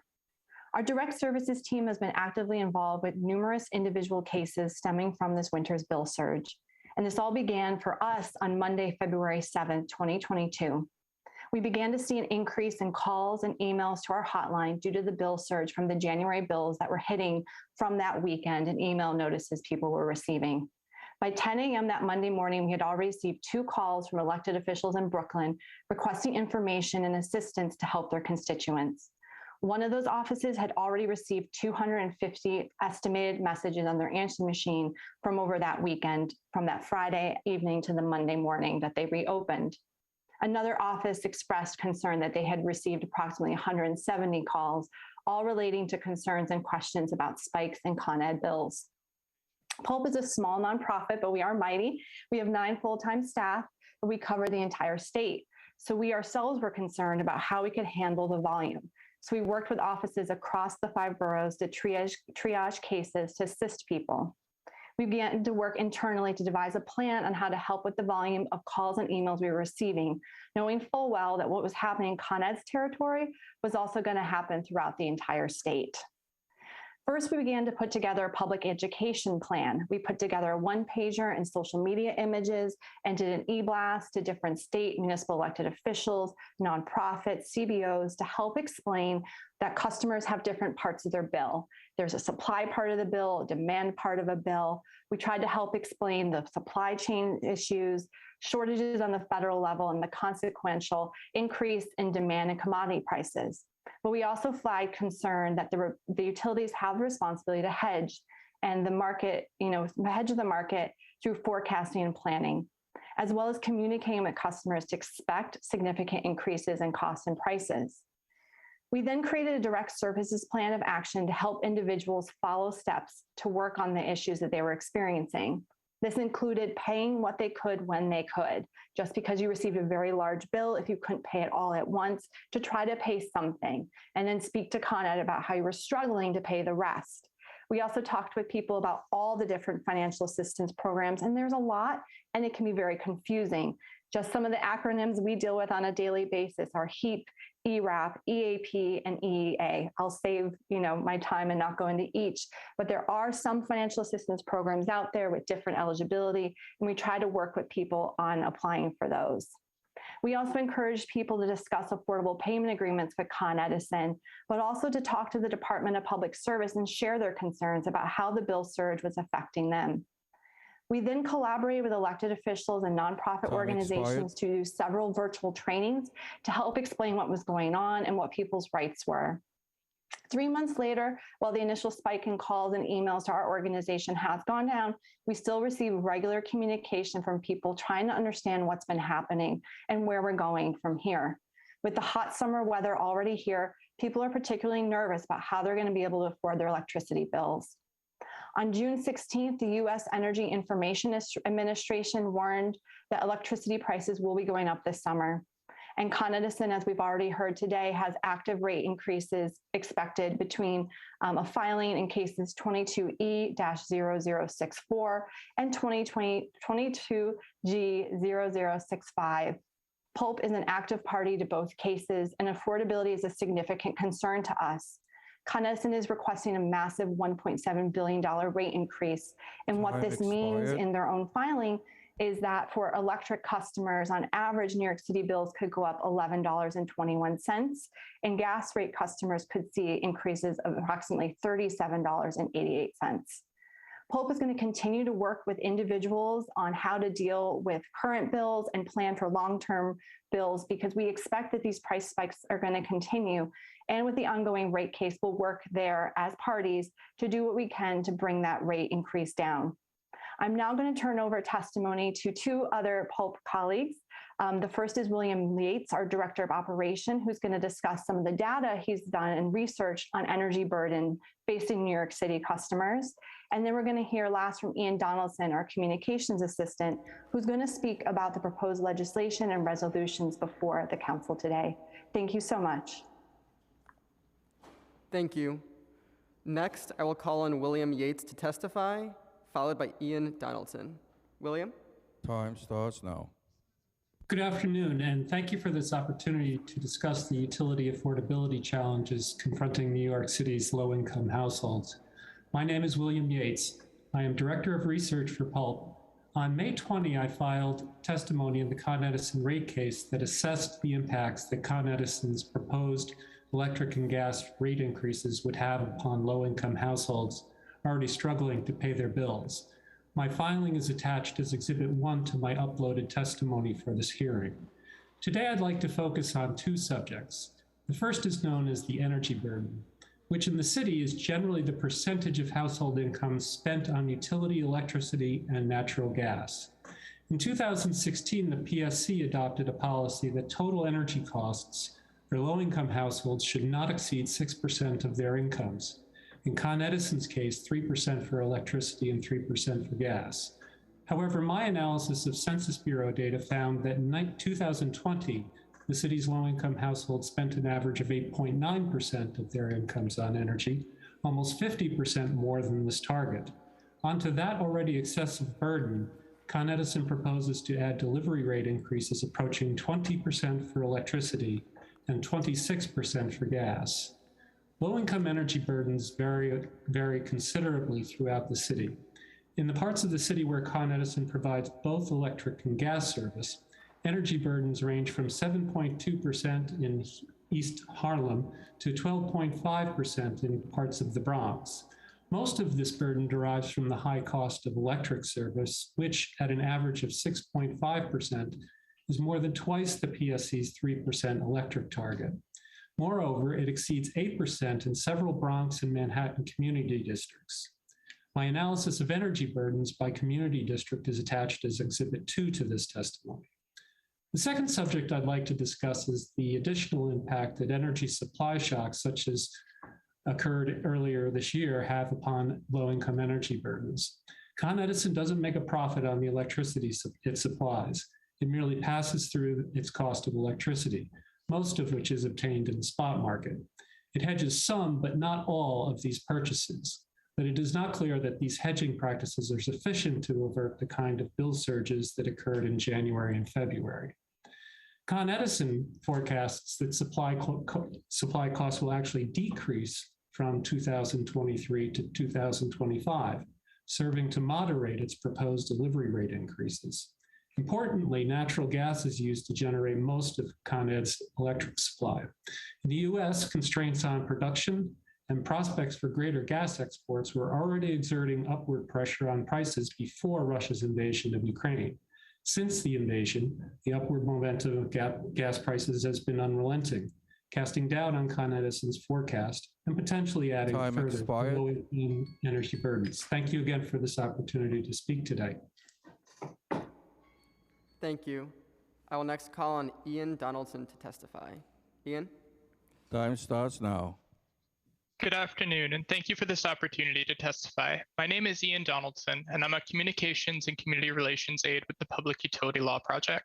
Today, I'd like to focus my testimony on New York City Council Bill number 372-2022, sponsored by Speaker Adams, which would create the Office of Utility Consumer Advocate within the Department of Consumer and Worker Protection, along with the 4 resolutions that are also being considered by the committee. As you will recall, the concept of an energy utility consumer advocate is not entirely new to the City of New York or its residents. Prior to the 1990s, the Department of Information Technology and Telecommunications oversaw energy issues like it does telecom issues today. Generally, PULP is supportive of Council Bill number 372 and believes that such an office could ultimately foster better outcomes for struggling residential and small business utility consumers. Utility bills often invoke confusion, stress, or frustration, especially when someone has fallen behind financially. For residential consumers, there are also many entities involved in the process, including the State Department of Public Service for disputes, the Human Resources Administration for financial assistance help, and the utility itself. The aid of another advocate to help city residents navigate these channels and get the help they need would be a very welcomed addition. PULP would be pleased to work with on direct service cases and in rate cases with the advocate, and we also note that the office will be in a unique position to draw on its expertise in direct services to spot trends and ultimately advocate for policy changes in rate cases to improve the ratepayer experience. PULP also believes that the reporting requirements under subdivision C of the bill could be strengthened. understand. For example, the proposed utility advocate's focus is very broad, encompassing the Department of Environmental Protection's oversight of water bills, along with internet, cable, and telephone service providers that operate within the city. It would therefore make sense that those entities are also subject to the advocate's annual rating and report. The COVID-19 pandemic has taught us how valuable good data is, and while we know how Con Edison and National Grid's customers are doing financially, we are completely in the dark as to how many water, internet, cable, and phone customers are also behind on their bills. To make evidence-based policy, lawmakers must know those things, and thus we also urge the Council to consider such during negotiations for new and renewed franchise agreements with cable and internet companies. Finally, we are generally supportive of resolutions number 162, 173, and 174. With regard to resolution number 172, we suggest that rather than add 2 additional seats to the Public Service Commission dedicated to New York City's interests, that the Council consider requesting that 1 seat be required to be filled by an infrastructure expert, since the infrastructure issues are a huge concern for New York City with its complicated underground environment. If that expert joins the newly created consumer advocate seat on the Public Service Commission, that should meet the needs expressed in the Council's resolution. Thank you again for this opportunity to testify. Thank you so much for coming today. I'd like to ask you a series of questions. Which neighborhoods have the highest utility debt?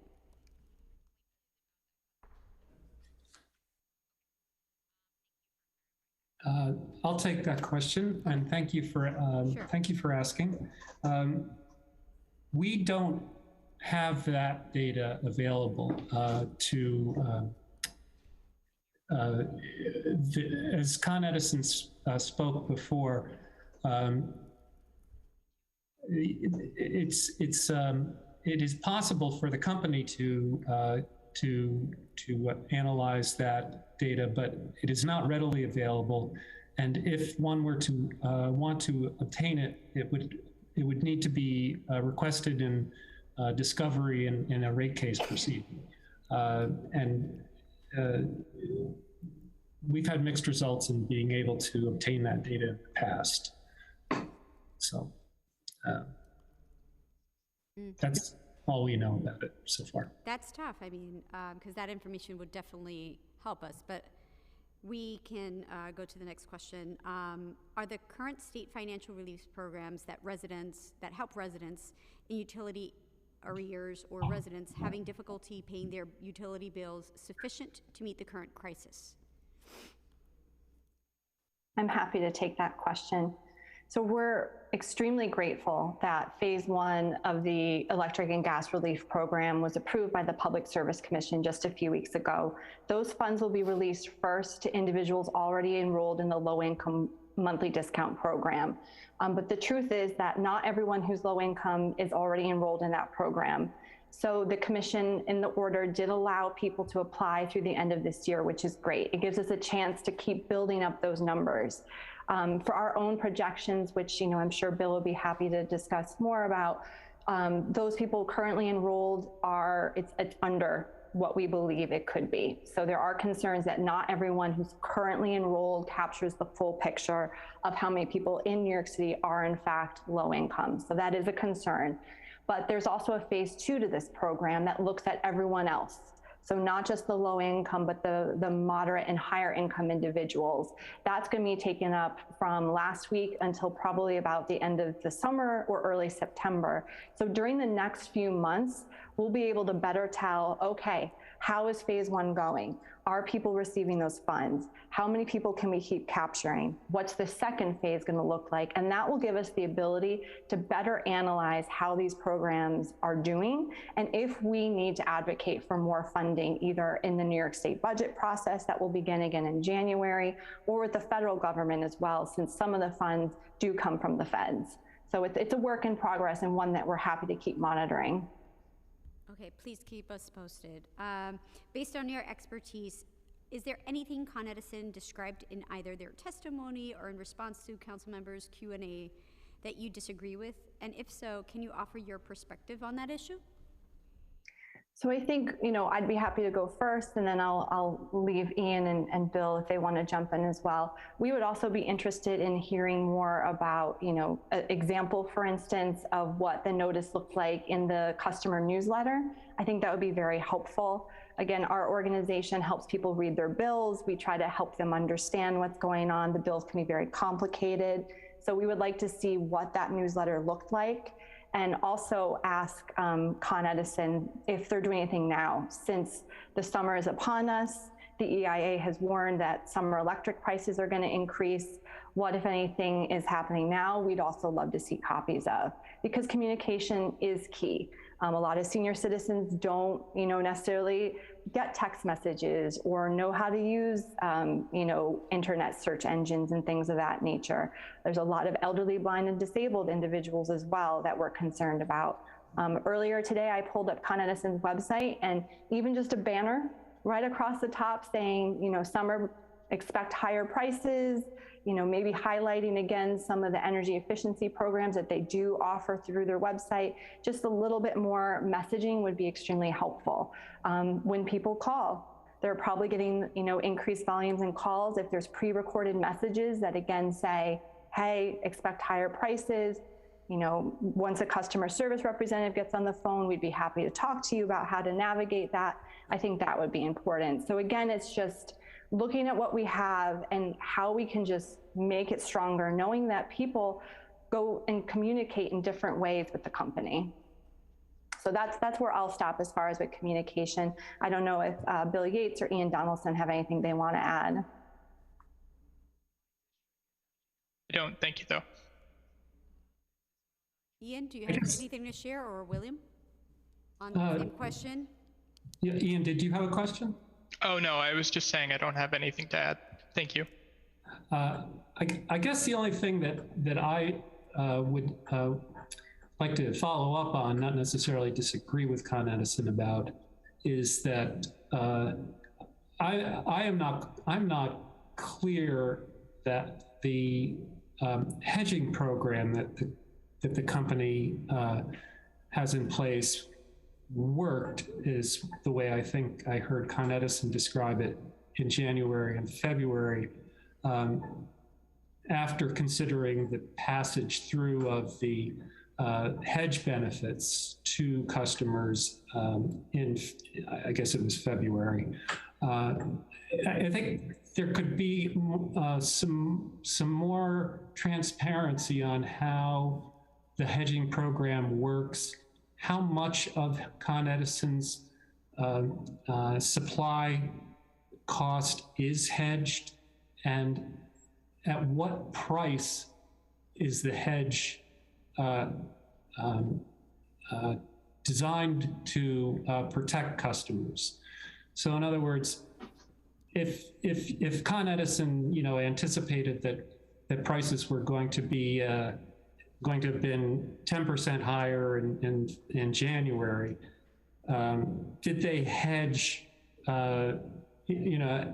at prices above that 10% so the customers didn't experience anything more?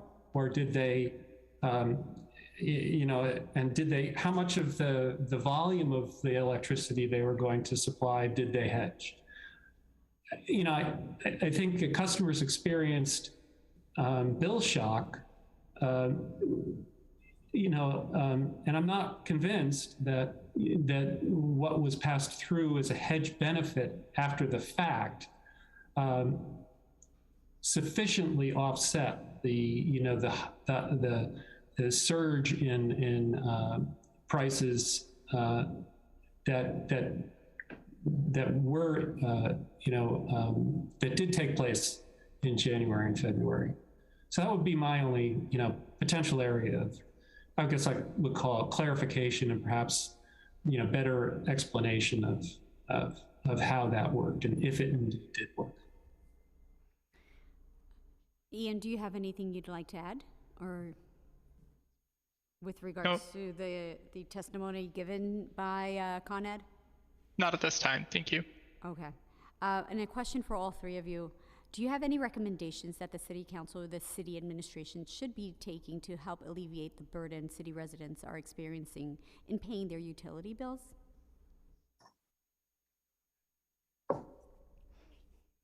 So I'm happy to go first, and then again, if William or Ian would like to go. Honestly, communicating with people is so important, and there is, again, some existing programs that are out there, but there's new programs, and it gets very confusing. We've had a very good working relationship with HRA. We thank everyone for helping with ERAP and HEAP and all the programs that are available to people when it comes to utility arrears. But again, it's a very complex area. And so increasing communication, helping spread the word about these programs, offering opportunities for people to, work on applications with direct assistance, I think would be really important. And one thing that, we're hopeful for is, in particular, the HEAP application, the Home Energy Assistance Program application, at least for this heating season, is only allowed to be printed. You have to turn in a printed application either by mail or drop-off location. So if somehow that application could be also allowed online and through the portal, the Access HRA portal, just like SNAP benefits, I think that would be tremendously helpful for a lot of New Yorkers. So that's one thing I just wanted to flag. Bill or Ian, do you have anything you want to add? Ian, do you have anything? Yeah, I will add something. I'll, number one, just reiterate that communication is absolutely key.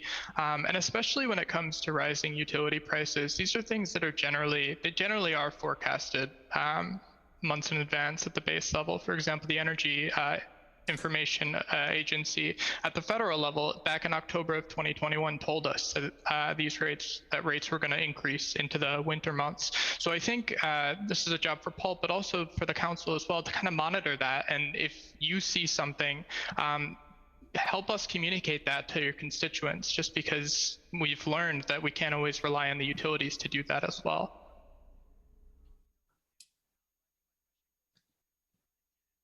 And I think I have one specific area that I think it would be helpful for the city to engage in with Con Edison and advocates in the community. And that is in the with respect to the energy affordability program that Con Edison administers. As Con Edison indicated, there were some changes made to the statewide framework for administering these programs back in August that expanded the amount of funding available for discounts to low-income customers, and also initiated a process of self-certification for enrollment in the programs. So, and Lori had earlier indicated that the current level of participation in the affordability programs does not represent the entirety of the eligible households in the Con Edison service area. In my testimony, I estimated that the current enrollment, which Carrie Kirschbaum had indicated was about 450,000 households, really represented only about 50% of the total number of eligible customers in the Con Edison service area. With this self-certification program that has been authorized by the Public Service Commission, customers who do not get automatically enrolled by virtue of receiving a benefit through HRA of one sort or another, can self-certify, but they need to know about this ability to self-certify in order to do so. So it would be a natural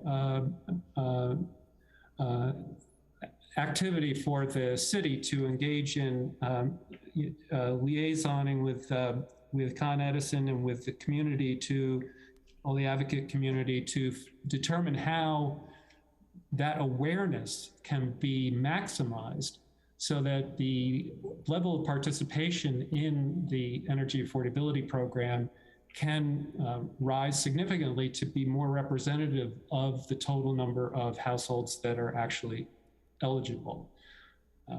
And I think that should be a focus of very great energy, because of the fact that we do have, as I described, these excess energy burdens amongst low-income customers. We have rate increases that are being proposed that are quite sizable. And we do have this prospect of continued and very acute rate shocks to come. So I highly recommend that be a priority for the council. Just to piggyback off of that for 1 second, obviously, to end this question is the rate case. And as Con Edison mentioned, the public record is still open. So we encourage all the members, your constituents, to submit comments into the rate case about things they would like to see, their concerns about the significant rate increase. Those comments are read, and it's extremely important to have the broadest, record that we can have in that. And we'd be happy to share that information with the council on how people can submit comments into the rate case. Thank you, and thank you for your testimony. Thank you. Next. Thank you. Thank you. Next, I will call on James O'Neill to testify. After James O'Neill, I will call on Adira Simon and then Crystal Butler. James, you can begin. Time starts now. Good afternoon, Chair Velasquez and members of the Committee on Consumer and Worker Protection. My name is James O'Neill, and I am the volunteer state president of AARP New York, which represents about 750,000 members in New York City. I appreciate the opportunity to testify before today. Pocketbook issues present and greatest challenges for older adults, and not just because many of us are on fixed income. For those of us who want to work, we've had a harder time getting back into the workforce post-pandemic than younger people. Now, because of inflation, paying the bills is even a harder task than before. A big bill for many older individuals is a utility bill. Not surprisingly, there's a utility arrears crisis in New York and has ensnared more than 1.2 million households, leaving them owing more than $1.7 billion in utility debt and hundreds of millions of dollars in telephone, water, and broadband utility arrears. Looking just at the gas and electricity customers in the Con Ed service territory and National Grid gas customers in Brooklyn, well over 500,000 residential customers are currently behind on their utility bills by 60 days or more. New York's utility arrears crisis is dire. The debt will impair credit, require New Yorkers to choose between medicine, food, and utility arrears spending, and reduce economic activity that is essential to the city's recovery. This crisis is only being made worse by recent spikes in the cost of energy. And right now, Con Edison is asking the Public Service Commission for double-digit rate hikes on gas and electricity. New Yorkers 50 plus deserve better, and I'm here to offer support for a series of city council bills and resolutions that will help address this crisis. It's what our members and other older adults want. On their behalf, I'm here to support Speaker Adams' proposed amendment to the New York City Charter in relation to creation of an Office of Utility Advocate within the Department of Consumer and Worker Protection.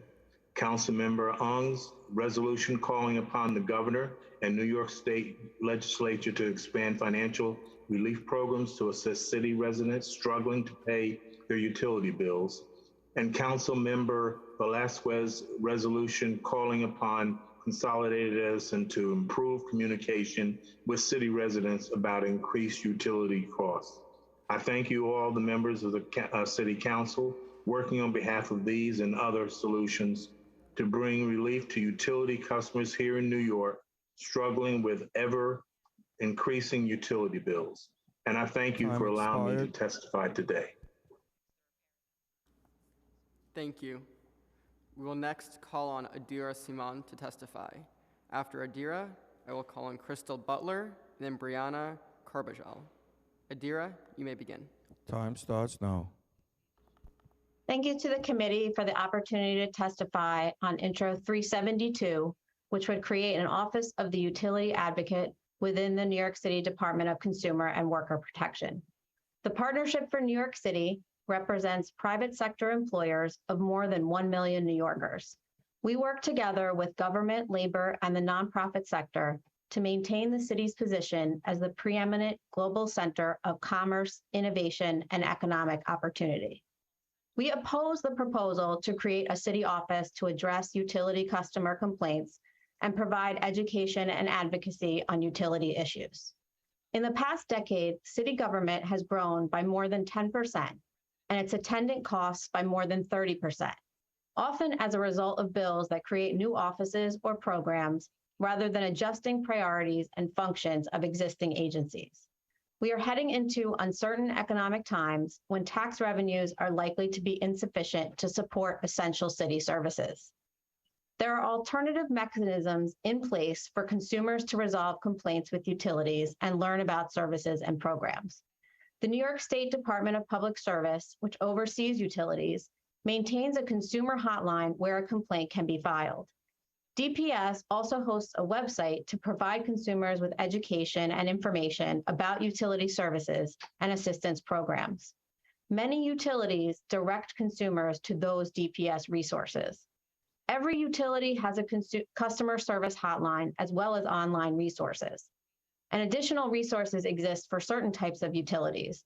For example, consumers can submit complaints about cable television franchisees to 311 and the New York City Department of Information Technology and Telecommunications. The city could expand 311's ability to report complaints about other types of utilities. A new city office would require funding for staff and overhead. The average cost of a city employee is more than $144,000 in fiscal year 2021.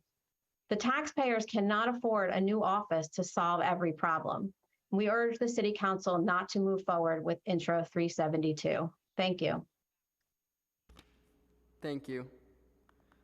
I will next be calling on Crystal Butler to testify. After Crystal Butler, we will move to Brianna Carbajal and then Frederick Goldner.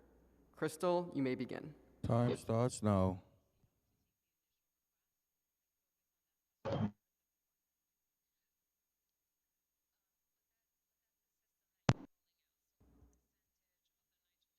Crystal, you're on mute. I'll be sending you an unmute request right now.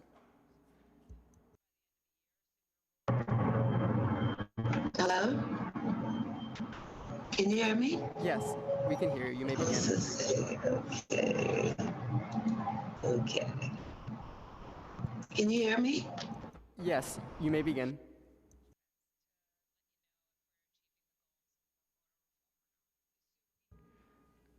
Crystal, it seems like you're muted. I just sent over an unmute request.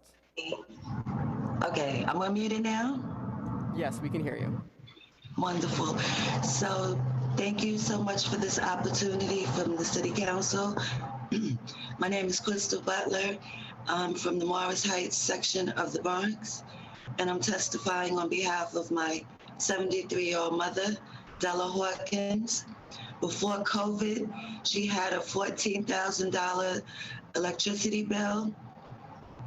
She had to endure numerous cutoffs. She had to choose between food, rent, medicine in order to pay Con Edison. Fortunately, she was at some point under the protective services of the Adult Protective Services, which they stepped in to, when they shut off her service, they did turn it back on, but they never investigated how she could have such a high bill when she's a resident in an apartment building and not a business owner. She's gone now, but they just sent a $17,000 bill, and I'm saying no to Con Ed's proposed rate hike. I would like to thank WEACT, Environmental Justice Agency, for spreading the word about this public forum, and I get to be a voice for my mom and other residents and New Yorkers that are experiencing these hardships. And I'm also in support of the elected officials' proposals to alleviate some of the stresses of this rate hike. And I also would like to thank WEAC, Environmental Justice Agency, for spreading the word about this public hearing and allowing me to have a voice, to have my voice heard. And thank you so much. Thank you, Crystal. Next, I will be calling on Brianna Carbajal to testify. After Brianna, I will be calling on Frederick Goldner and then Anthony Rogers Wright. Brianna, you may begin. The time starts now. Good afternoon, Committee Chair Velasquez and members of the Committee on Consumer and Worker Protection. I am Brianna Carbajal, the State Legislative Manager at We Act for Environmental Justice, a 33-year-old community-based organization founded in West Harlem. Our mission is to build healthy communities by ensuring that people of color and/or low-income residents participate meaningfully in the creation of sound and fair environmental health and protection policies and practices. Investor-owned utilities like Con Ed exacerbate climate change and economic and racial injustice as they continue to put profit over people. Low-income and fixed-income New Yorkers will face extremely hot apartments this summer if Con Ed prices increase. The Heat Vulnerability Index shows neighborhoods whose residents are more at risk for dying during and immediately following extreme heat. 3 out of 4 northern Manhattan neighborhoods scored a 5, meaning they're at the highest risk. If Con Ed raises prices, more people will not be able to afford to run their air conditioners if they even have access to one. Extreme heat is already the #1 weather-related killer in New York City. WEAC supports Intro 372, which would create an Office of the Utility Advocate. We believe the creation of this office is essential for the economic health and well-being of New Yorkers because New York City and Westchester customers in arrears owe an average of $2,147 per household to Con Ed as of April 2022. And Con Ed's ongoing rate case seeks an historically unprecedented $1.7 billion in increased charges and delivery rates this year. However, WEAC believes equity improvements can be made to Intro 372, such as the office offers a lot of potential for assisting people in arrears through a variety of avenues, but it will only be effective if there is an adequate number of staff and funding dedicated to this office to help the hundreds of thousands of New Yorkers in utility debt. Robust language services also need to be offered to utility customers seeking assistance from the Utility Advocate Office. Migrants make up majority of workers in unstable low-wage labor markets, thus they are more at risk of falling behind on their bills. Protecting the health of both people and the planet requires that we stop using fossil fuels and shift to an affordable, democratically controlled, renewable energy system as quickly as possible. We need an Office of the Utility Advocate that is effective, efficient, and has enough capacity to properly advocate on behalf of all New Yorkers to help them get out from under the thumb of crushing debt caused by profit-seeking IOUs. We will submit more detailed written testimony. Thank you for the opportunity to speak today, and thank you, Crystal. Thank you. I will next be calling on Frederick Goldner to testify. After Frederick Goldner, I will be calling on Anthony Rogers Wright. Frederick, you may begin. Time starts now. Good afternoon. The Association of Energy Engineers is a 45-year-old professional organization whose membership is comprised of energy engineers, managers, renewable and alternative energy designers and engineers, alternative power generation professionals, energy service professionals, and sustainability professionals. As a growing association, AE's overall strength is augmented by its strong membership base of over 15,000 professionals in some 84 countries, and its widely recognized energy certification and training programs. Its network of over 72 local chapters in the US and throughout the world meet regularly to discuss issues of regional importance. We are here representing the New York chapter, which represents over 500 members. We are here to provide testimony to support continued funding on energy efficiency in the Con Ed rate cases. Our members and their New York City clients use this incentive funding to install energy efficiency technologies in the multifamily, commercial, and institutional sectors. NYAE, the New York chapter, supports the keeping of all energy efficiency programs that are funded by Con Edison ratepayers. We work with Con Ed and NYSERDA in advancing its energy efficiency throughout the 5 boroughs. The hundreds of millions of dollars that are collected annually for the clean energy and energy efficiency programs are worthwhile investments. We urge the City Council to become familiar with the new Con Edison electric and gas rate case and the systems benefit charge, as well as the Clean Energy Fund programs. NYAE agrees that continuing each energy efficiency program will assist the city and the state in meeting its clean energy goals, and that funding requests should be provided as soon as practicable so that existing program momentum continues. Meeting New York City's energy goals, including the emission reductions codified in the Greener, Greater Building Plan, imply a much higher level of energy efficiency support than was previously provided. Lastly, as I've sat here today listening to the conversation, I am struck by the focus on the burden of high consumer cost. Understandably, a very, very important issue. However, I need to point out that the council needs to understand that LL 97, whose goals AE applauds and supports, and on the other hand, the silver bullet tactic or push for electrification to address environmental issues will exaggerate utility bills, not to the high levels being discussed here today, but literally through or figuratively through the stratosphere. In that regard, we implore the council to consider the use of alternative or additional solutions as pieces of meeting New York City's future energy needs in an environmentally sound manner. Specifically, insisting energy efficiency practices be employed immediately and supporting the decarbonization of the gas distribution system. Here I am talking about renewable natural gas and preparing for hydrogen fuel. I'd be happy to expound on this in much greater detail, but we'll stop here in respect for the time of today's hearing. Thank you for your consideration, and please feel free to call on us. We are the people with dirt under our fingernails, and actually people who make real difference in real buildings. Thank you. Thank you. I will next call on Anthony Rogers-Wright. Anthony? Time starts now.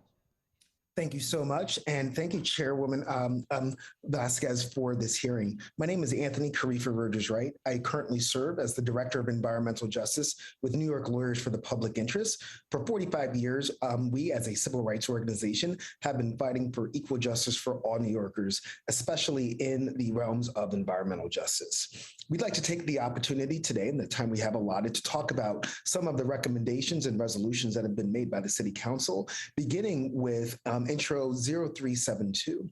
New York Lawyers for the Public Interest does applaud this step. However, we do think that it could go further. We believe that the utility advocate should first and foremost prepare and present a map of the city, identifying communities experiencing the highest energy burden, such that proactive measures can be implemented to assist these residents immediately. Furthermore, we believe that similar to the public advocate, the local law should be amended to establish direct coordination between the utility advocate, public advocate, and Attorney General's office, such that the utility advocate can speak on behalf of people and file lawsuits when necessary. Moving on to Resolution 0162 by Council Member Lee, a resolution calling on the state legislature to reduce the amount of money, the percentage that a rate case can go up in a given year. We also applaud this at a time when we know that prices for energy are going to impact Black, Brown, and poor New Yorkers, Black, Brown, and poor women identifying New Yorkers even more. The time has come to make sure that we have safeguards and guardrails when people are going to need to cool and heat their homes as the climate crisis continues to exacerbate weather events. Furthermore, pertaining to Resolution 0172 by Councilmember Salamanca, we applaud the council members associated with this resolution for lifting up the very salient issue that has massive impacts on poor and working class families in their everyday lives, especially the 25% of New York City households experiencing high energy burden and the 15% of New York City households experiencing severe energy burden. Too often, the Public Service Commission tends to benefit private entities, specifically big polluters like National Grid and other fossil fuel cartels, more than the people of New York. Moreover, leaving the selection of the PSC to the governor and the mayor solely does not allow for an equitable geographic distribution of commissioners who best represents the cities of New York and other parts of the state, as well and opens up the door for increased cronyism and other forms of political malfeasance. Rate hikes are becoming too frequent and too expensive for residents of New Yorkers who use less energy than wealthier, whiter residents who generate a disproportionate share of the pollution that disproportionately impact disadvantaged communities and other environmental justice communities. Therefore, we implore the City Council to view this as an environmental justice issue, because absolutely we have the data that demonstrates a disproportionate impact to New York's Black, brown, and poor Time communities. expired. Thank you so much. I'll be submitting written comments. Thank you, everyone, for showing up to today's hearing. And with that, we conclude.